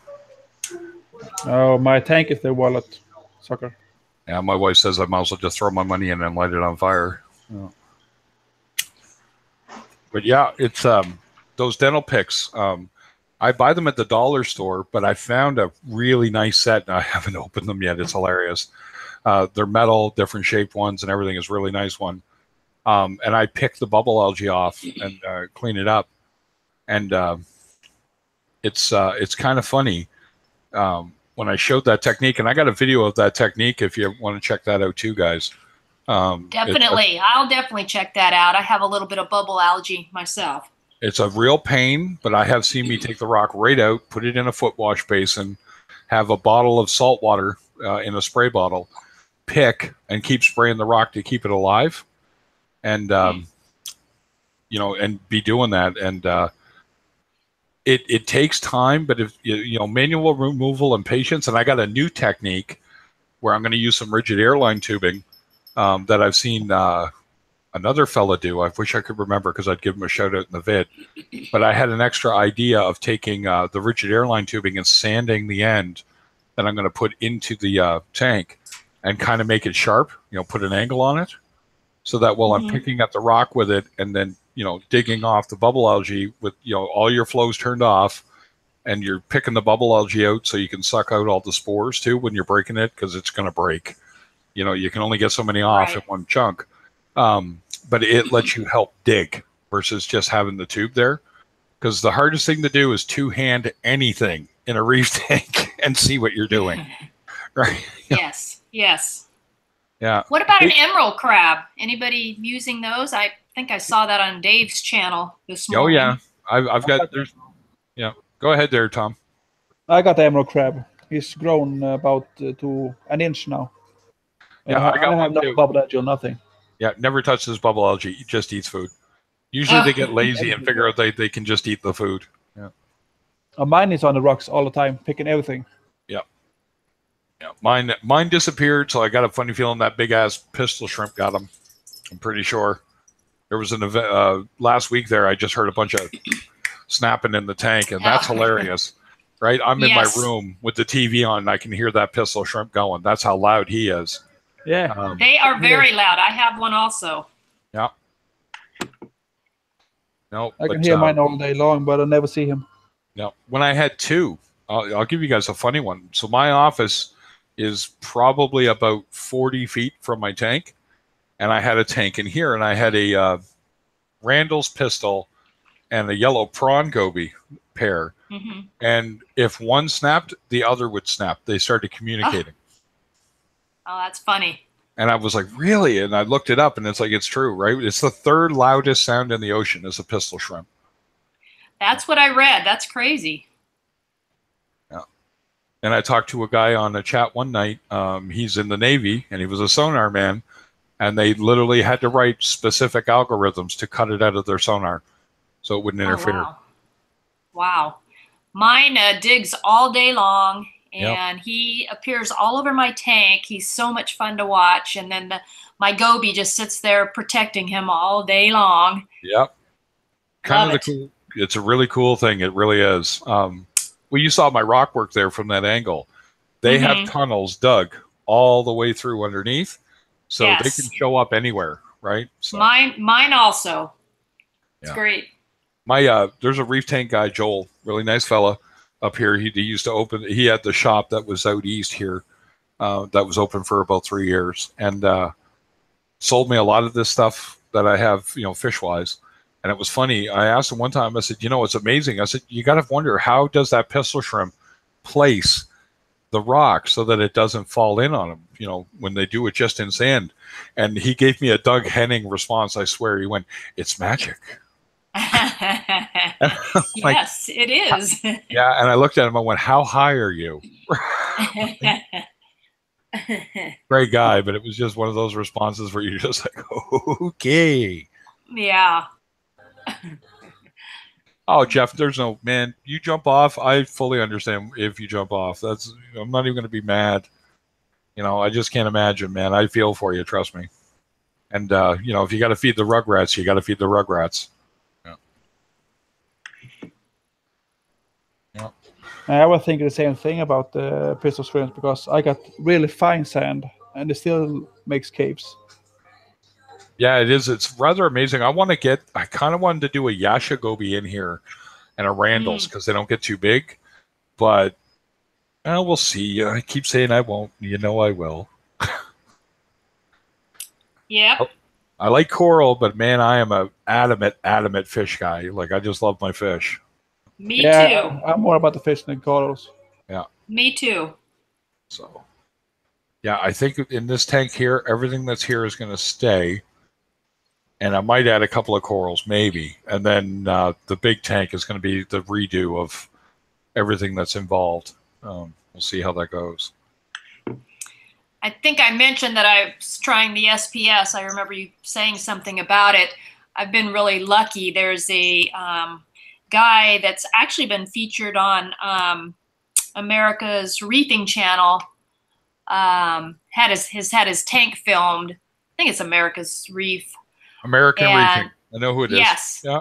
Yes, and he's had his tank filmed. Well, he's from Folsom, and he made me the best deal on some corals at a frag swap here that I couldn't resist. And he just has an amazing tank. His name is Tim, and he's got a pretty big system. But some of the more recent videos from that channel are his tank. His name is Tim, if you ever check it out. But I'll go look. So I got 10 for, should I even say $100? Let's go right ahead. Yeah.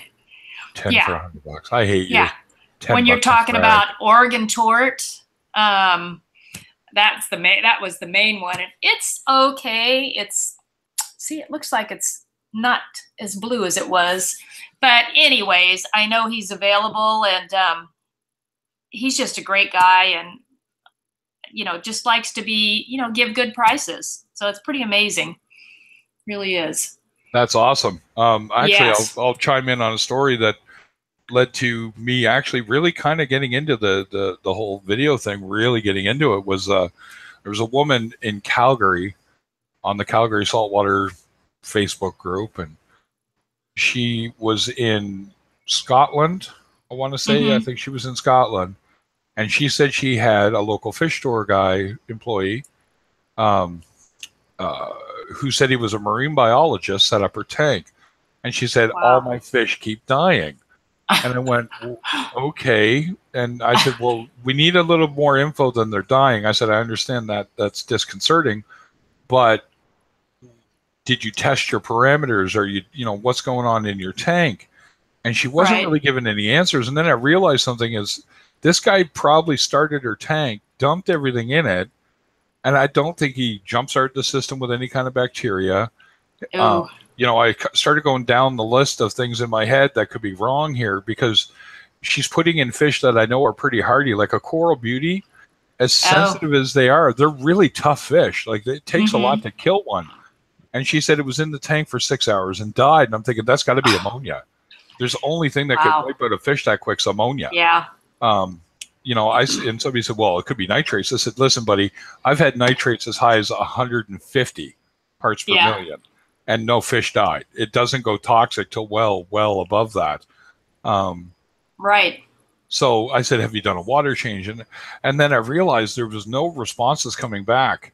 And I said in the video, you know, you're dooming yourself to failure if you don't learn what you're doing, right? If you're relying on someone else to do it, then pay the money and have them come fix it.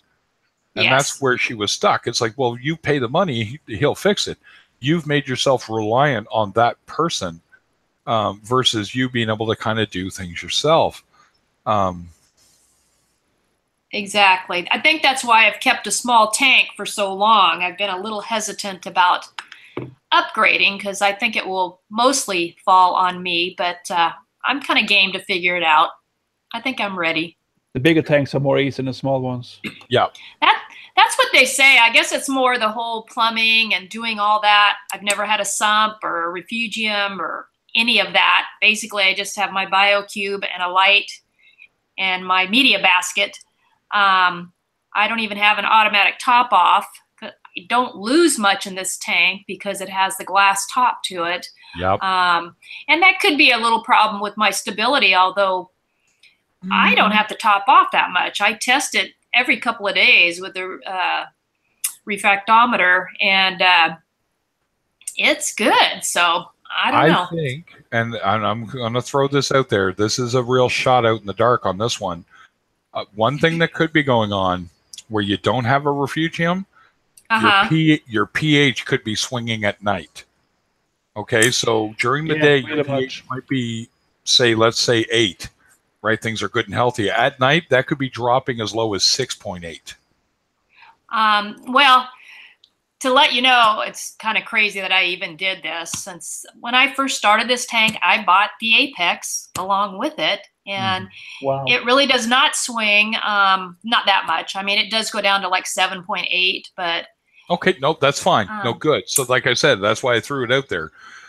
Just because of what you were saying, I think you're right on the money, and it's got to be a nutrient thing. That's kind of what I think. It's probably just a mild thing. And, you know, your colors won't, you have a Kessel on that tank. Am I correct? You're right. 360. Yeah, so you've got the light. You know, there's very few I would say that are better.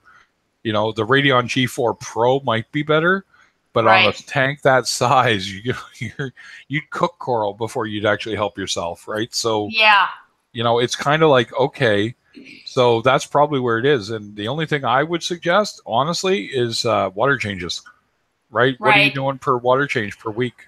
Or what are you doing? I'm doing 5 gallons every week. Do 10. Do 10. Okay. Do 10. Try 10. Just to see if it makes a difference. Nothing more drastic than that, right? Okay. So 10 all at once or 5 twice a week? What would you think? You know what? I'd spread it out. You know what I mean? If you have the patience for it. I do. You know, it's quick. You know, I tell people all the time, I've done 3 water changes in a row of 30 gallons on a 120 tank. So I turned the whole tank over in 3 days. Wow. Right? And it didn't hurt anything, but it wasn't helping anything. All I was doing was export. Right? You know, somebody's like, oh, well, it could be bad. And I'm like, you know what? If the fish or the coral are living in something bad, putting fresh water in that doesn't have the bad thing in it can't hurt them. Yes. I don't agree with when people say that. It's like, you're full of it, man. It can't. That'd be like you saying, you know, I'm in a house that's on fire, you know, but I'm only going to use a garden hose to put the fire out because if I do it too quick. Yes. You know, no, come on, man. You know, it can't be, right? You know, if I've been poisoned, don't give me half the dose of Narcan to take the poison out of me. Give me the whole thing, you know, like. Right. Yeah. Right. So that's, that will be something I will try. Actually, I'm going, I do use with this tank, I do use natural seawater because my store has it pumped in. And that's all I've ever done. So I've never mixed salt as of yet. I do always keep 5 gallons on hand. Like I said, I go once a week and so I have, 10 gallons. I've just been changing 5. Right. I'm just wondering if I should switch to mixing my own when I get a bigger tank. I don't know. I haven't figured it out yet. Let's see what to go with that. Yes. Yeah, get yourself an RODI unit. Do not go do a bigger tank without getting an RODI unit. I know. If you can get natural seawater, I would rather prefer that than mix it yourself. Well, here's my now. I will argue. People did this here. I've seen their tanks. They look worse than mine. Okay, you got to remember the beaches of our ocean. Okay, so especially where I am, are basically the world's protein skimmer. So they're nutrient dense, they're nutrient rich. But if you can find out they're getting it, we call it offshore. And I know in California they do that a lot more. It is offshore. Yeah, then it's fine. Yeah. Because I know he uses it in his tanks and they are spectacular. So I know what you're saying because I did read a lot on it. I mean, I just happened to go to this store when I started out and that's what they were using. So, I mean, I could still get it. I just wonder if I should wean myself off of that. I don't know. Make it a cost thing, right? Look at what it would cost you to get it and then make your own salt versus what you're paying. That's it. That, in all honesty, in my opinion, I'm probably going to with the salt. Yeah, go ahead there, Tom. What? It'll be cheaper to mix it yourself. Yeah, I think in the long run it will be cheaper. Yeah, I think so too. I think it's it's not been too expensive because I've got a small tank, so that was a thought. When I get a bigger tank, I would be changing more water. You'll need a fish room. Yeah, you'll need a fish room. I need a bigger house. Yeah, I was laughing. I have my office is my fish room. And it still creeps out of my room. I still can walk around and find, that shouldn't be there, and stuff like that. But I was laughing with the wife that it's not that annoying because usually it's a box. It's something a test kit I left out. But it's when it's the 2 buckets, the pumps, the heaters. I left the salt over here. There's a water trail from this one to this one. That's when she gets mad at me, right? But, my RODI unit, I got a video on setting that up, by the way. Okay. That's there too, and I put mine in my closet near the kitchen and ran the lines myself through the wall. Wow! And I still run it off the tap, so it's not permanently in. And I have an automatic shut-off valve and a float valve in my basin because I did have my water stay on. I watch Tina, and I always fear for her because all it takes is 20 minutes of not paying attention, and that's going to be somewhere around probably 1 to 2 gallons of water on your floor.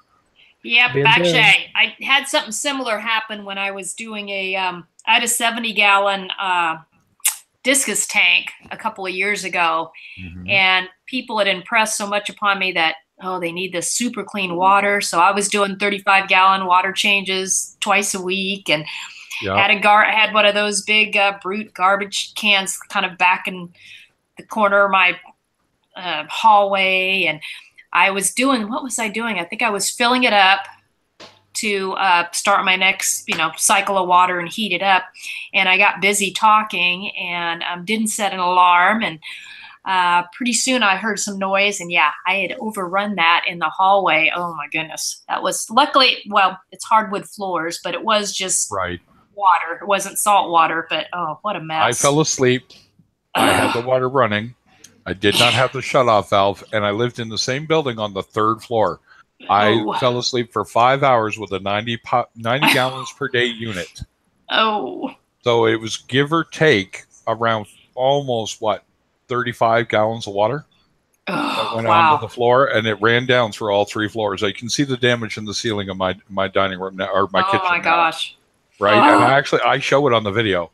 And I hope he never finds out. I shouldn't really talk about it online, right? Exactly. Yeah. But I felt horrible, so I immediately bought that. It cost me. It was $25, so it never happens again. Yeah. It has happened once, but I know what caused it, and it was a weird way that I turned the water off and then moved water, and it just caused the block to not be closed again. Oh. So that so it didn't open fully. It was kind of sort of open. And it was really crazy, and it only leaked a little. But I mean, whatever. It's just my wife just looked at me and she's like, "Is it going to happen again?" I went, "No, crossed fingers, knock on wood, it has not happened again. Oh, I know. Because I can make 15 gallons of water in 5 hours. Oh, wow. So okay. That's why I used, when I did my RO, it was in the laundry room with the drain door. Yep, exactly. Yeah, if I get a house, I'm building my fish room, and there's going to be a drain right into my system on the floor. So if it overflows, I'm done. No problem. Yeah. It's easy. I don't have to worry about it. I just curse. It's just a little cleanup, not every towel in the house, 2 mops, and a water bath. Yep, lots of laundry. Yep. Yeah, exactly, right? I know the feeling. I have had 4 floods here. Yeah. Oh. Yeah, I'm still heartbroken that your Blenny did that to you. That just sucked. The funny thing is, I was asleep, and the oldest son came up to our bedroom and told us, "Is the water supposed to pour out of the aquarium?" No. Stop it! Come on, do something. Whoops. Yeah, turn the pump off. Turn it off. Yeah. He just walked up and told us, "This pouring out of the aquarium." Oh my gosh! Just shut off the power or something. Come on. And I guess everybody has something go on, and I assume we'll all have something else at some point. I mean, that's part of the hobby. Yeah, he sure is, Jeff. Yeah, that lawnmower Plenty on the video that he's just going nuts. Oh. He's going to die. I was changing some water, and I had the 5-gallon bucket, and I guess I had been storing the empty 5-gallon containers you get from the fish store. I was storing them outside because I didn't want them all in the house, when they were empty. And I guess they got sun damaged. So I had just drained my 5 gallons into one of them and was going to carry it over to empty it out. And the whole 5-gallon plastic container just fell apart. And 5 gallons on the floor doesn't seem like very much, but that was a lot also. Yep, it is. It's funny. I'm watching that lawnmower blending, and not to totally listening to you, Mel, but my wife is literally concerned he's going to die from eating so much because of the gut on that fish. Oh no! Look at him. Look at the gut on that guy. It's all over the place. Oh my gosh, that's like my puffer gets like that. Oh. Yeah, he's fine. He'll have a big poop. He'll start eating some more. That's right. That's what they do. Just like Aaron Aquarium's lawnmower Blenny. Oh yeah, his is pretty fat guy too. Yeah. Yeah, the poo on that one is amazing. Oh my god, it's like human poo. Yeah. Wow. You know what is funny? My fox face, I've never seen him do it. He's had pretty big ones in front of me. Those are big fish. Yes. But I saw one, and I was talking about getting one, and I know you can put them in a 45, 50 gallon because they don't get too big as long as there's pretty much the only fish. But what people don't consider with that is that, yes, there's that, but there's also the bio load they create. And one thing about a fox face is they poo. And I watched him poop the size of my baby finger right in front of me when he said that. It literally was the best timing ever. Oh, wow. And it was like a log that came out of this fish. And I'm like, gotcha. Oh my gosh, that's a fish I want. I love those. They're so pretty. He's you look at my guy, he's just he's got a great personality. Go ahead, Tom. A fox fish will get about 10 inches. They can get about 10, but they're such a lazy fish as far as their movement that they don't require the swimming room. So it comes down to, as long as you don't have 50 pounds of rock in your tank, right? They're fine.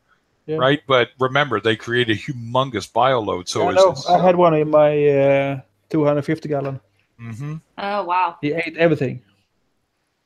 Wow! Yeah. And they work all day too, right? They do a job, right? He never stops. Never stops. My guy hits my rock constantly. I was saying, I don't know if you heard it. Mine eats the sand and poops sand. Oh wow! So he's going for anything. He goes for anything, and he'll eat it. And then he swims along and he poops out these nice white, pristine sand. And I'm like, what are you doing? You're going to give yourself a bowel obstruction, man. That's crazy. Yeah. It took mine about 5 seconds to eat a whole sheet of nori. Oh, wow. Yeah. Wow. So if you watch the video, I have a Mel of To Catch a Tang. Did you see that one? No, I didn't see that one. Watch that one. And you can watch that poor fox face. He's so mellow. But that powder brown tang just went at him. I mean, oh wow! I counted in 5 hours 75 acts of aggression at him. Jeez. And I'm like, yeah. And he was attacking my starry blenny. He went nuts. He came out. He's out. He's living in someone else's tank. So Yeah. Yeah. I haven't had too much aggression. Actually, probably my most aggressive fish is the female clownfish. Oh, Oh, yes. every once in a while she gets kind of stinkery, but not too bad. have you watched her do her dance? Oh yeah. Yeah, Right. she does her If you little watch- shimmy. You put that behavior next to the active aggression, and you'll Mhm. figure it out that she's spawning. Oh, okay. Usually that's what you'll see. Like, look at her. Look at her. Yep. Yep. She's a big girl right now. Yeah, and she's not They even will that big. not. They won't go in my bubble tip though. I was hoping they would, but they don't. Really? They're not interested. Some do, at some all. don't. Yeah, some Yeah. do. Mine don't leave the bubble tip. She smacks it around like a rag doll. Oh, Really? there we go. Jeff's got a question here, guys. Okay. Your water, Mel, that you get Mhm. from them, have you ever tested it before you put it in the tank? You know what? I have not, but I will do that tomorrow. Or actually, today I'm going to go pick some up later this afternoon, and I will do that. I've never done it. Yep, test it out and tell us what your numbers are. That would be Okay. really interesting to find out, like what's the nitrates out of the seawater, Okay. and Okay. the phosphates. That'd be the two, and the calcium and the magnesium. All the whatever you normally would do. I'd be Okay. interested in that too. Like what does that look like? Because I will say this: I tested a guy's water that he was getting from up here, Blacks Harbor, Uh-huh. and the nitrates I couldn't read them. They were that high. The water was Oh my literally- goodness. Yeah, so I doubt yours is like that. If it's offshore, they call it, right? It shouldn't be. But he was It's taking supposed to be. he was walking out into the beach and he was just scooping up 5 gallons of water and taking it home. Oh my goodness. Yeah, I know not to do that. So it's like, Because okay. Natural seawater we can buy over here. It's taken Mhm. in about 140 feet of depth. Oh, that should Wow. be fairly clean. Yeah, that would Yeah. be pretty pristine. They aren't allowed to take it any higher up because of pollution. Yep. Yes. Below Is that what you 130 use, feet. Tom? No, Do you use I the make my natural? own. No. I make- Okay. No, I use the Instant Ocean as Red well. Sea Cola Plus. Yeah, he uses Red Sea. I use Instant Ocean. I'm a huge Okay. proponent of Fritz. Fritz Pro RPM. Oh, I've heard a lot about that. Yeah. The reason being, the only reason I really love it, it is a little high for calcium and all that. Like it's really pumped, but it is ready to go in the tank in 20 minutes. Wow. That's mine too. Oh, that's and nice. Red Sea is like what, 2 hours? Oh, Right. 20 minutes. Oh, And it says you can use it in 20 minutes. Yeah, exactly. They say you should let it go for 2 hours though if you read it. I don't do it. I just No. do it. Now my Instant Ocean, I can do it in 4, but I always tell people with Instant Ocean to let it go for 24. It's just better. yeah. And what it is, you guys ready for some science? Sure. Yeah. It's called a thermolytic reaction. Oh my right? goodness. So it's what they put in the salt to make it mix, the binding agents, I think it is. And it creates what's called a thermolytic reaction. And there was a company, and I got to look it up, but it failed. But it was called hot salt. Mm. And the reaction happened immediately. Right? So Wow. when they would mix it, the temperature they actually showed you would go up like 5-6 degrees without a heater. Wow. Right? So your salt does that, right? Because of the reaction with water and it's turning into salt water, etc. So when you're dealing with that, you kind of let, and there's another newbie thing. It's like, you did what? Oh, I just poured the salt right in the fish tank. Did everything die? Yeah. Yeah. I've heard of that. Yeah. Really? You wonder why, huh? Okay. So, Oh, geez. and it's like anything else. I watch guys with cars. That's my favorite. Right. So a guy goes and buys this. There's a guy driving around here in St. John. The roads here are atrocious. Okay. It's Canada. Things heave all winter long. There's potholes that eat trucks. Okay. And he's driving around in a Mazda 323, an older one, and he's got it cambered out. You know what I'm talking about? The wheels are out at angles. Yes. Right. And I can't stop laughing at this guy. Like, it's like you spent all this money on this. You look like you didn't know what you were doing. You know what I mean? But anyway, I get why you did it. And what's funny, we were behind him one day because I see him from time to time. And he hit something, and I swear about 10 pounds of metal come out from the bottom of his car. So his muffler Oh, got ripped geez. off, and something else got ripped off, and the car was Yeah. dragging on the ground. And I am such an asshat, but I pulled up next to him and I just was burst out laughing and just pointed at him and just like I just clapped, like good job, right? Like, I'm sure he loved that. I'm sure he just thinks I'm the best guy with my little, Jetta, right? Yeah. That's funny. But no, That's it's funny. definitely it's an interesting comparison. I tell people I watch guys sink tens of thousands of dollars into a car, Mhm. and it's all that's a nostalgia trip. I don't care what anybody says when it comes to a car. If you're modifying, you're restoring a 69 Mustang, Mhm. that is, you might as well take your wallet out and just set fire to it. Right. There's right. nothing that you're going to do in that hobby or restoring that car that isn't going to cost you money. Yeah. I watch a guy here on YouTube. His name's Tarvish, Mhm. and it's really fun to watch him. And he bought a guy's Aston Martin, and that's how it started for him. And he has 2.3 million subscribers. Wow. And he just bought a 2008 Lamborghini Gallardo modified, and he got it for $64,000 because it caught on fire. Oh, geez. And he's now taking it apart, and he's showing you what he's doing, but he knows what he's doing. And he's got money. And he's got a little money, apparently. And I was laughing because if you watch it, he just did he was, what's the word I'm looking for? Touching up the engine. Right? So he wanted to get some of the corrosion off the aluminum and stuff he was doing. And he said, I want to do this cheap. He did it all for $15. And he goes, I bet you that's the last time I only spent $15. Yeah. Yeah. Yeah. That's an expensive hobby. Cars also. Motorcycles are the same too. I see Yes, guys that's stuff with true. bikes, and I'm like, wow. Like I hate That's Harleys. true. I despise Harleys. Do And I was you? like, Why well, the noise? It's just the noise. If you have the mufflers on They're it, loud. fine. Yeah. But it's Yeah. these guys with the straight pipe, and somebody said, well, what's your big beef with it? It's like all I can hear when you go by is, Mom, he didn't love me. Like I have a small penis. Like, my God, how much attention do you need to draw to yourself, man? Yeah, they are pretty loud. Here in California, we're allowed to split lanes, or maybe you don't know that, but so that was part of it with the Harley.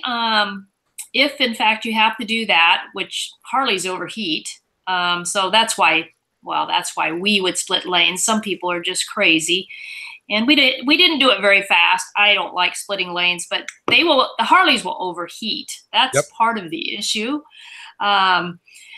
And part of it is revving the engine here to make sure no one pulls over in front of you. But I know what you're saying. I've been around many people when I did have my Harley, and we did a lot of Harley functions that just want to hear their engines roar. So yeah, I know what you're saying. And and again, I'm all for it's like those guys, the smokers.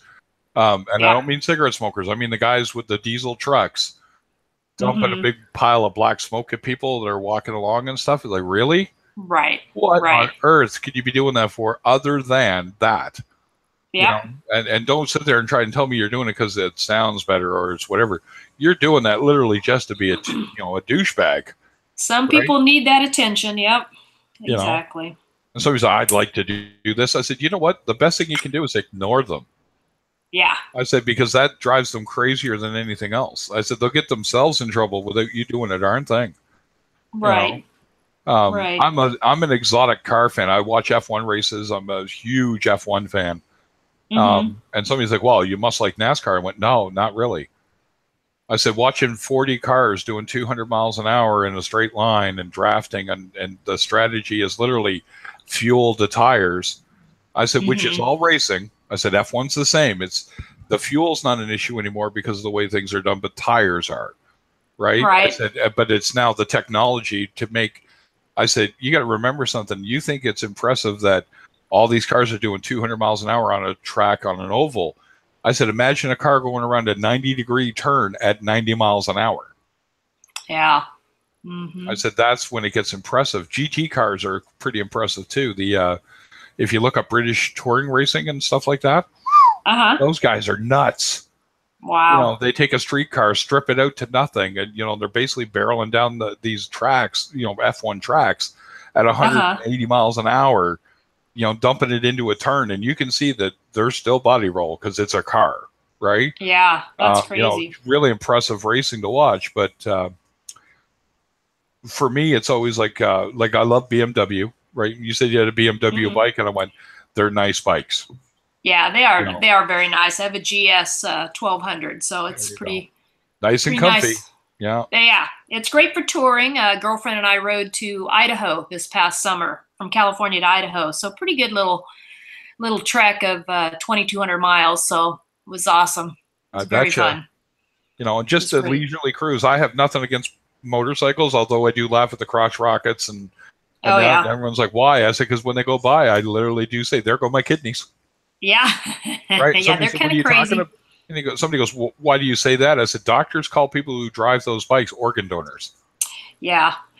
Yeah, it's dangerous. It is a dangerous hobby. I'm a safe rider, but it's really not me I'm worried about. It's the other people, to be honest with you. I'm not a crazy, speed freak or anything. When I'm riding, I'm very careful, but you just got to watch out for the other people. Oh, and that's just it. Because unfortunately, a lot of drivers, in my opinion, I look for a guy on a bike or a girl on a bike. Mm-hmm. I see people who don't. Yeah, and I've even had some of them come up on me and I didn't see them, in the car. So it's, you just got to be a defensive driver and a rider, I should say. I guess we're living in a good age where all of a sudden lane avoidance and all that stuff is a thing. But I've heard it doesn't work all that well on motorcycles. No. And it's like, really? So the main reason to have it, which isn't just to run another car off the road, my reason to want it would be to make sure I don't run some poor person on a bike. Yeah. It's it's a dangerous hobby, but I don't want to take up time. I don't want to take up your time talking about that. There's probably other people that aren't interested in hearing about my bike. Well, that happens. I mean, you've been in Rico's chat. I've seen Rico's chat go off on a tangent for hours. It's like, no, yes, okay. I have. But this hobby is dangerous too, by the way. Yeah, I know. I'm diabetic. I have literally it's dangerous to you as a person. Oh, really? Oh, yeah. There's a few things in I'll give you a little education. Paleothoa, those green velvet pallies in my tank. Yes. Right? Yes. So you have palitoxin. But the other thing is, as a diabetic, I'm prone to infection. Mm-hmm. And I have seen me reach in the tank, do my work, blah, blah, blah, and then look at my arm, and I've got 4 or 5 little, for lack of a better term, a pimple. And I've sprouted infections on hairs because of the water, right? Because the water is full of protozoan, and I don't think we're going to get amoebic dysentery from it, but right, there's a few things in the water that for us, I have to be very conscious of. And if I ever get a full-on infection of some sort, I have already been told, and it's on my chart, that I own a saltwater tank. Oh, wow! So that if I were to fall ill to something, that they could go looking for something. Versus wondering what's wrong with this guy. Why has he got such an aggressive infection, right? So it's always something to really think of. Mandarin dragonettes, right? So my pretty Mandarin girl there. Oh, love those. They're toxic. Oh, I didn't know that. Yeah, all of them. All the Mandarin dragonettes. Scooters aren't, but I guess the Mandarins are. Geez, what else? And that's what they eat, right? So when they're eating the pods, it's the conversion. So their skin creates a toxic slime. Oh, wow. Which would be very similar to like a box fish. Go ahead there, Tom. Yeah. It's the same as Hearst Valentine puffer. If it dies, it will destroy your tank. Yep. I did hear that. It's true. It's a little disconcerting. It's a little scary, but So if you see it die, you have to pull it up immediately. You don't get it out right away. Yeah. And then run some carbon. Yeah. You got minutes to pull it up. Yeah, I do run carbon all the time. I don't know if that's a good thing. Just a couple tablespoons. But that just gets rid of the smell. Yep. Okay. Because I do. It's got to be fresh. Yes. Yeah, I change it quite often, and just run that in the Purigen. And I did try GFO once. What was recommended for my tank, and it really, I think it just stripped the water way too fast. Yeah, my corals did not look good. They did not do well with it. So I'm kind of afraid to use GFO at all again. Oh, you just reminded me. I got to pull the GFO out of my tank. a lot of people use it, but maybe with bigger systems, it's not going to happen quite as fast. I don't know. Think of it this way: next time you were to try it, whatever you put in the last time, half it. Mm-hmm. Yeah, for sure. Right? Yeah, for sure. I would I definitely only go literally with have, geez, what did I put in there? Less than 50 grams in a 120. Okay, so in tablespoons. See, I'm only using like tablespoons in this little tank, so I don't even know what's that work out to? It worked out to 20. Okay. So in your system, 1. Yeah, I was using, I think it recommended on the back of the BRS carbon, I want to say it said 4 tablespoons. Let's see if I can find it here. I should probably gonna, oh, there we go. Let me see what it said. No, I was wrong. I used what it, oh, I'm looking at the wrong thing. I'm looking at my carbon. Nope, not carbon. Not GAC. Nope. I know it. That's 2 tablespoons. That's why I thought I was doing it wrong. Shoot, I don't see it right now. You could put 10 tons of carbon in that tank and you never heard it. Yeah, I want to say it said 4 tablespoons per Sounds about 20 right. gallons. And that was, oh boy, that was not a good thing. So it kind of scared me to use it again. I haven't tried it. Because wouldn't that help some with my nutrients or not? Isn't that what it does? No, it doesn't. No. Phosphates. No, Is it phosphates? No. Okay. It's phosphates only. Yeah. What did it? Just phosphates. Okay. You want me to scare you? You know what granular ferric oxide is, right? No, not really. I'm not a science. It's rusted iron. Oh, really? Yeah. Oh, I didn't know that. So you got to make sure, one, you rinse it off really well, or you're dumping an excess of old iron. And its main focus, just from what I've read and I understand, is it literally is a phosphate remover. Okay. What you can do, you said you're running ChemiPure? No, I'm running Purigen. Somebody suggested ChemiPure, and I just was wondering if that's the same thing, kind of, with something else with it, right? Purigen with something else? What you could do, go to your LFS. It's probably open today. See if they have ChemiPure Blue. Okay. So what that is instead of just Elite, which has some granular ferric oxide in it, and carbon, their version of it, okay? So you have ChemiPure, it's their version of carbon. ChemiPure Elite is their version of carbon with granular ferric oxide mixed in. And ChemiPure Blue is Purigen, granular ferric oxide, and carbon in their proprietary blend. And it's the best my tank ever looked. Problem is, it's for a 120 gallon tank, it is cost prohibitive to run. Oh, because it's like up here, it's $30 for the size I would need per. Wow. And it will run out in my tank, give or take 2 to 3 weeks. Oh. So yikes. Yours won't be anywhere near that. You could literally put the 6-ounce bag in that tank, and you will see a difference. Okay. I almost guarantee it. You will. Yeah. Okay, so the ChemiPure Blue Elite?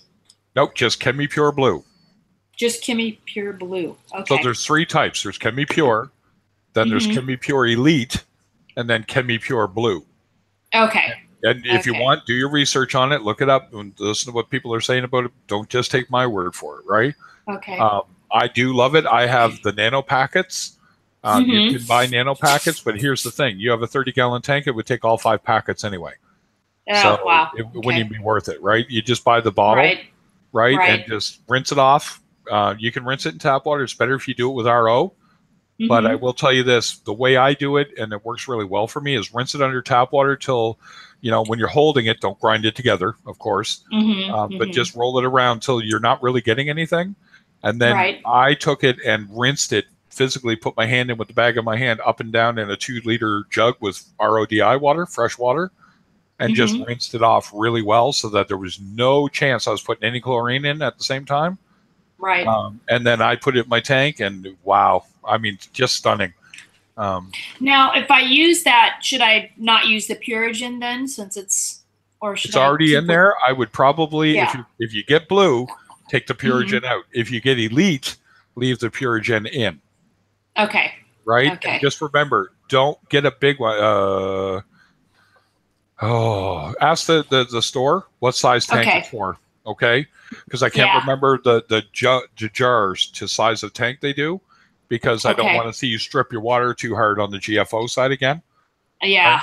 Yeah. You know what I mean? That was, yeah, but definitely. again, it's more of it's an experience thing. You'll figure out your tank. You may only need the nano packets and only 2 little packets, right? It's Okay. enough. You know what I mean? Like, just talk to them. And you could ease yourself into it that way too, right? Buy the nano packet bag, Right. rinse off the 2 nano packets, throw them in the your chamber, put some floss on top of them so they don't tumble around, that kind of thing, and give it a shot and just see if you find it makes a difference in your water.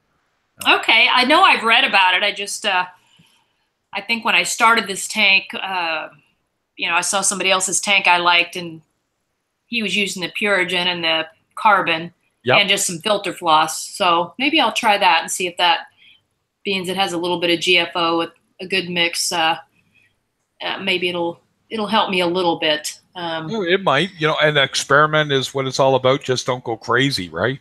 Right. That's the thing you'll hear. Patience, and don't go nuts. Don't throw everything at the tank right away, unless you have a lot of people telling you to do something. And usually that's a very extreme situation, right?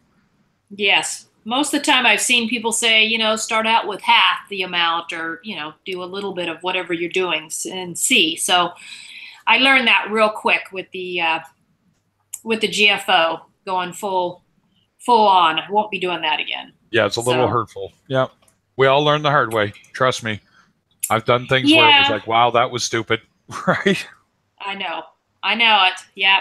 I've done a couple stupid things over these 4 years, but live and learn. My battery's going to run out of my computer. I was just thinking, I've been on for a bit. I may actually take a break myself, and maybe what I'll do now that I know how to get this up and running the way I want it. Maybe I'll pop back in tonight sometime. It's 6 where I am now. I usually get on around 10, so maybe I'll give it a 4 or 5 hour break and I'll pop back in.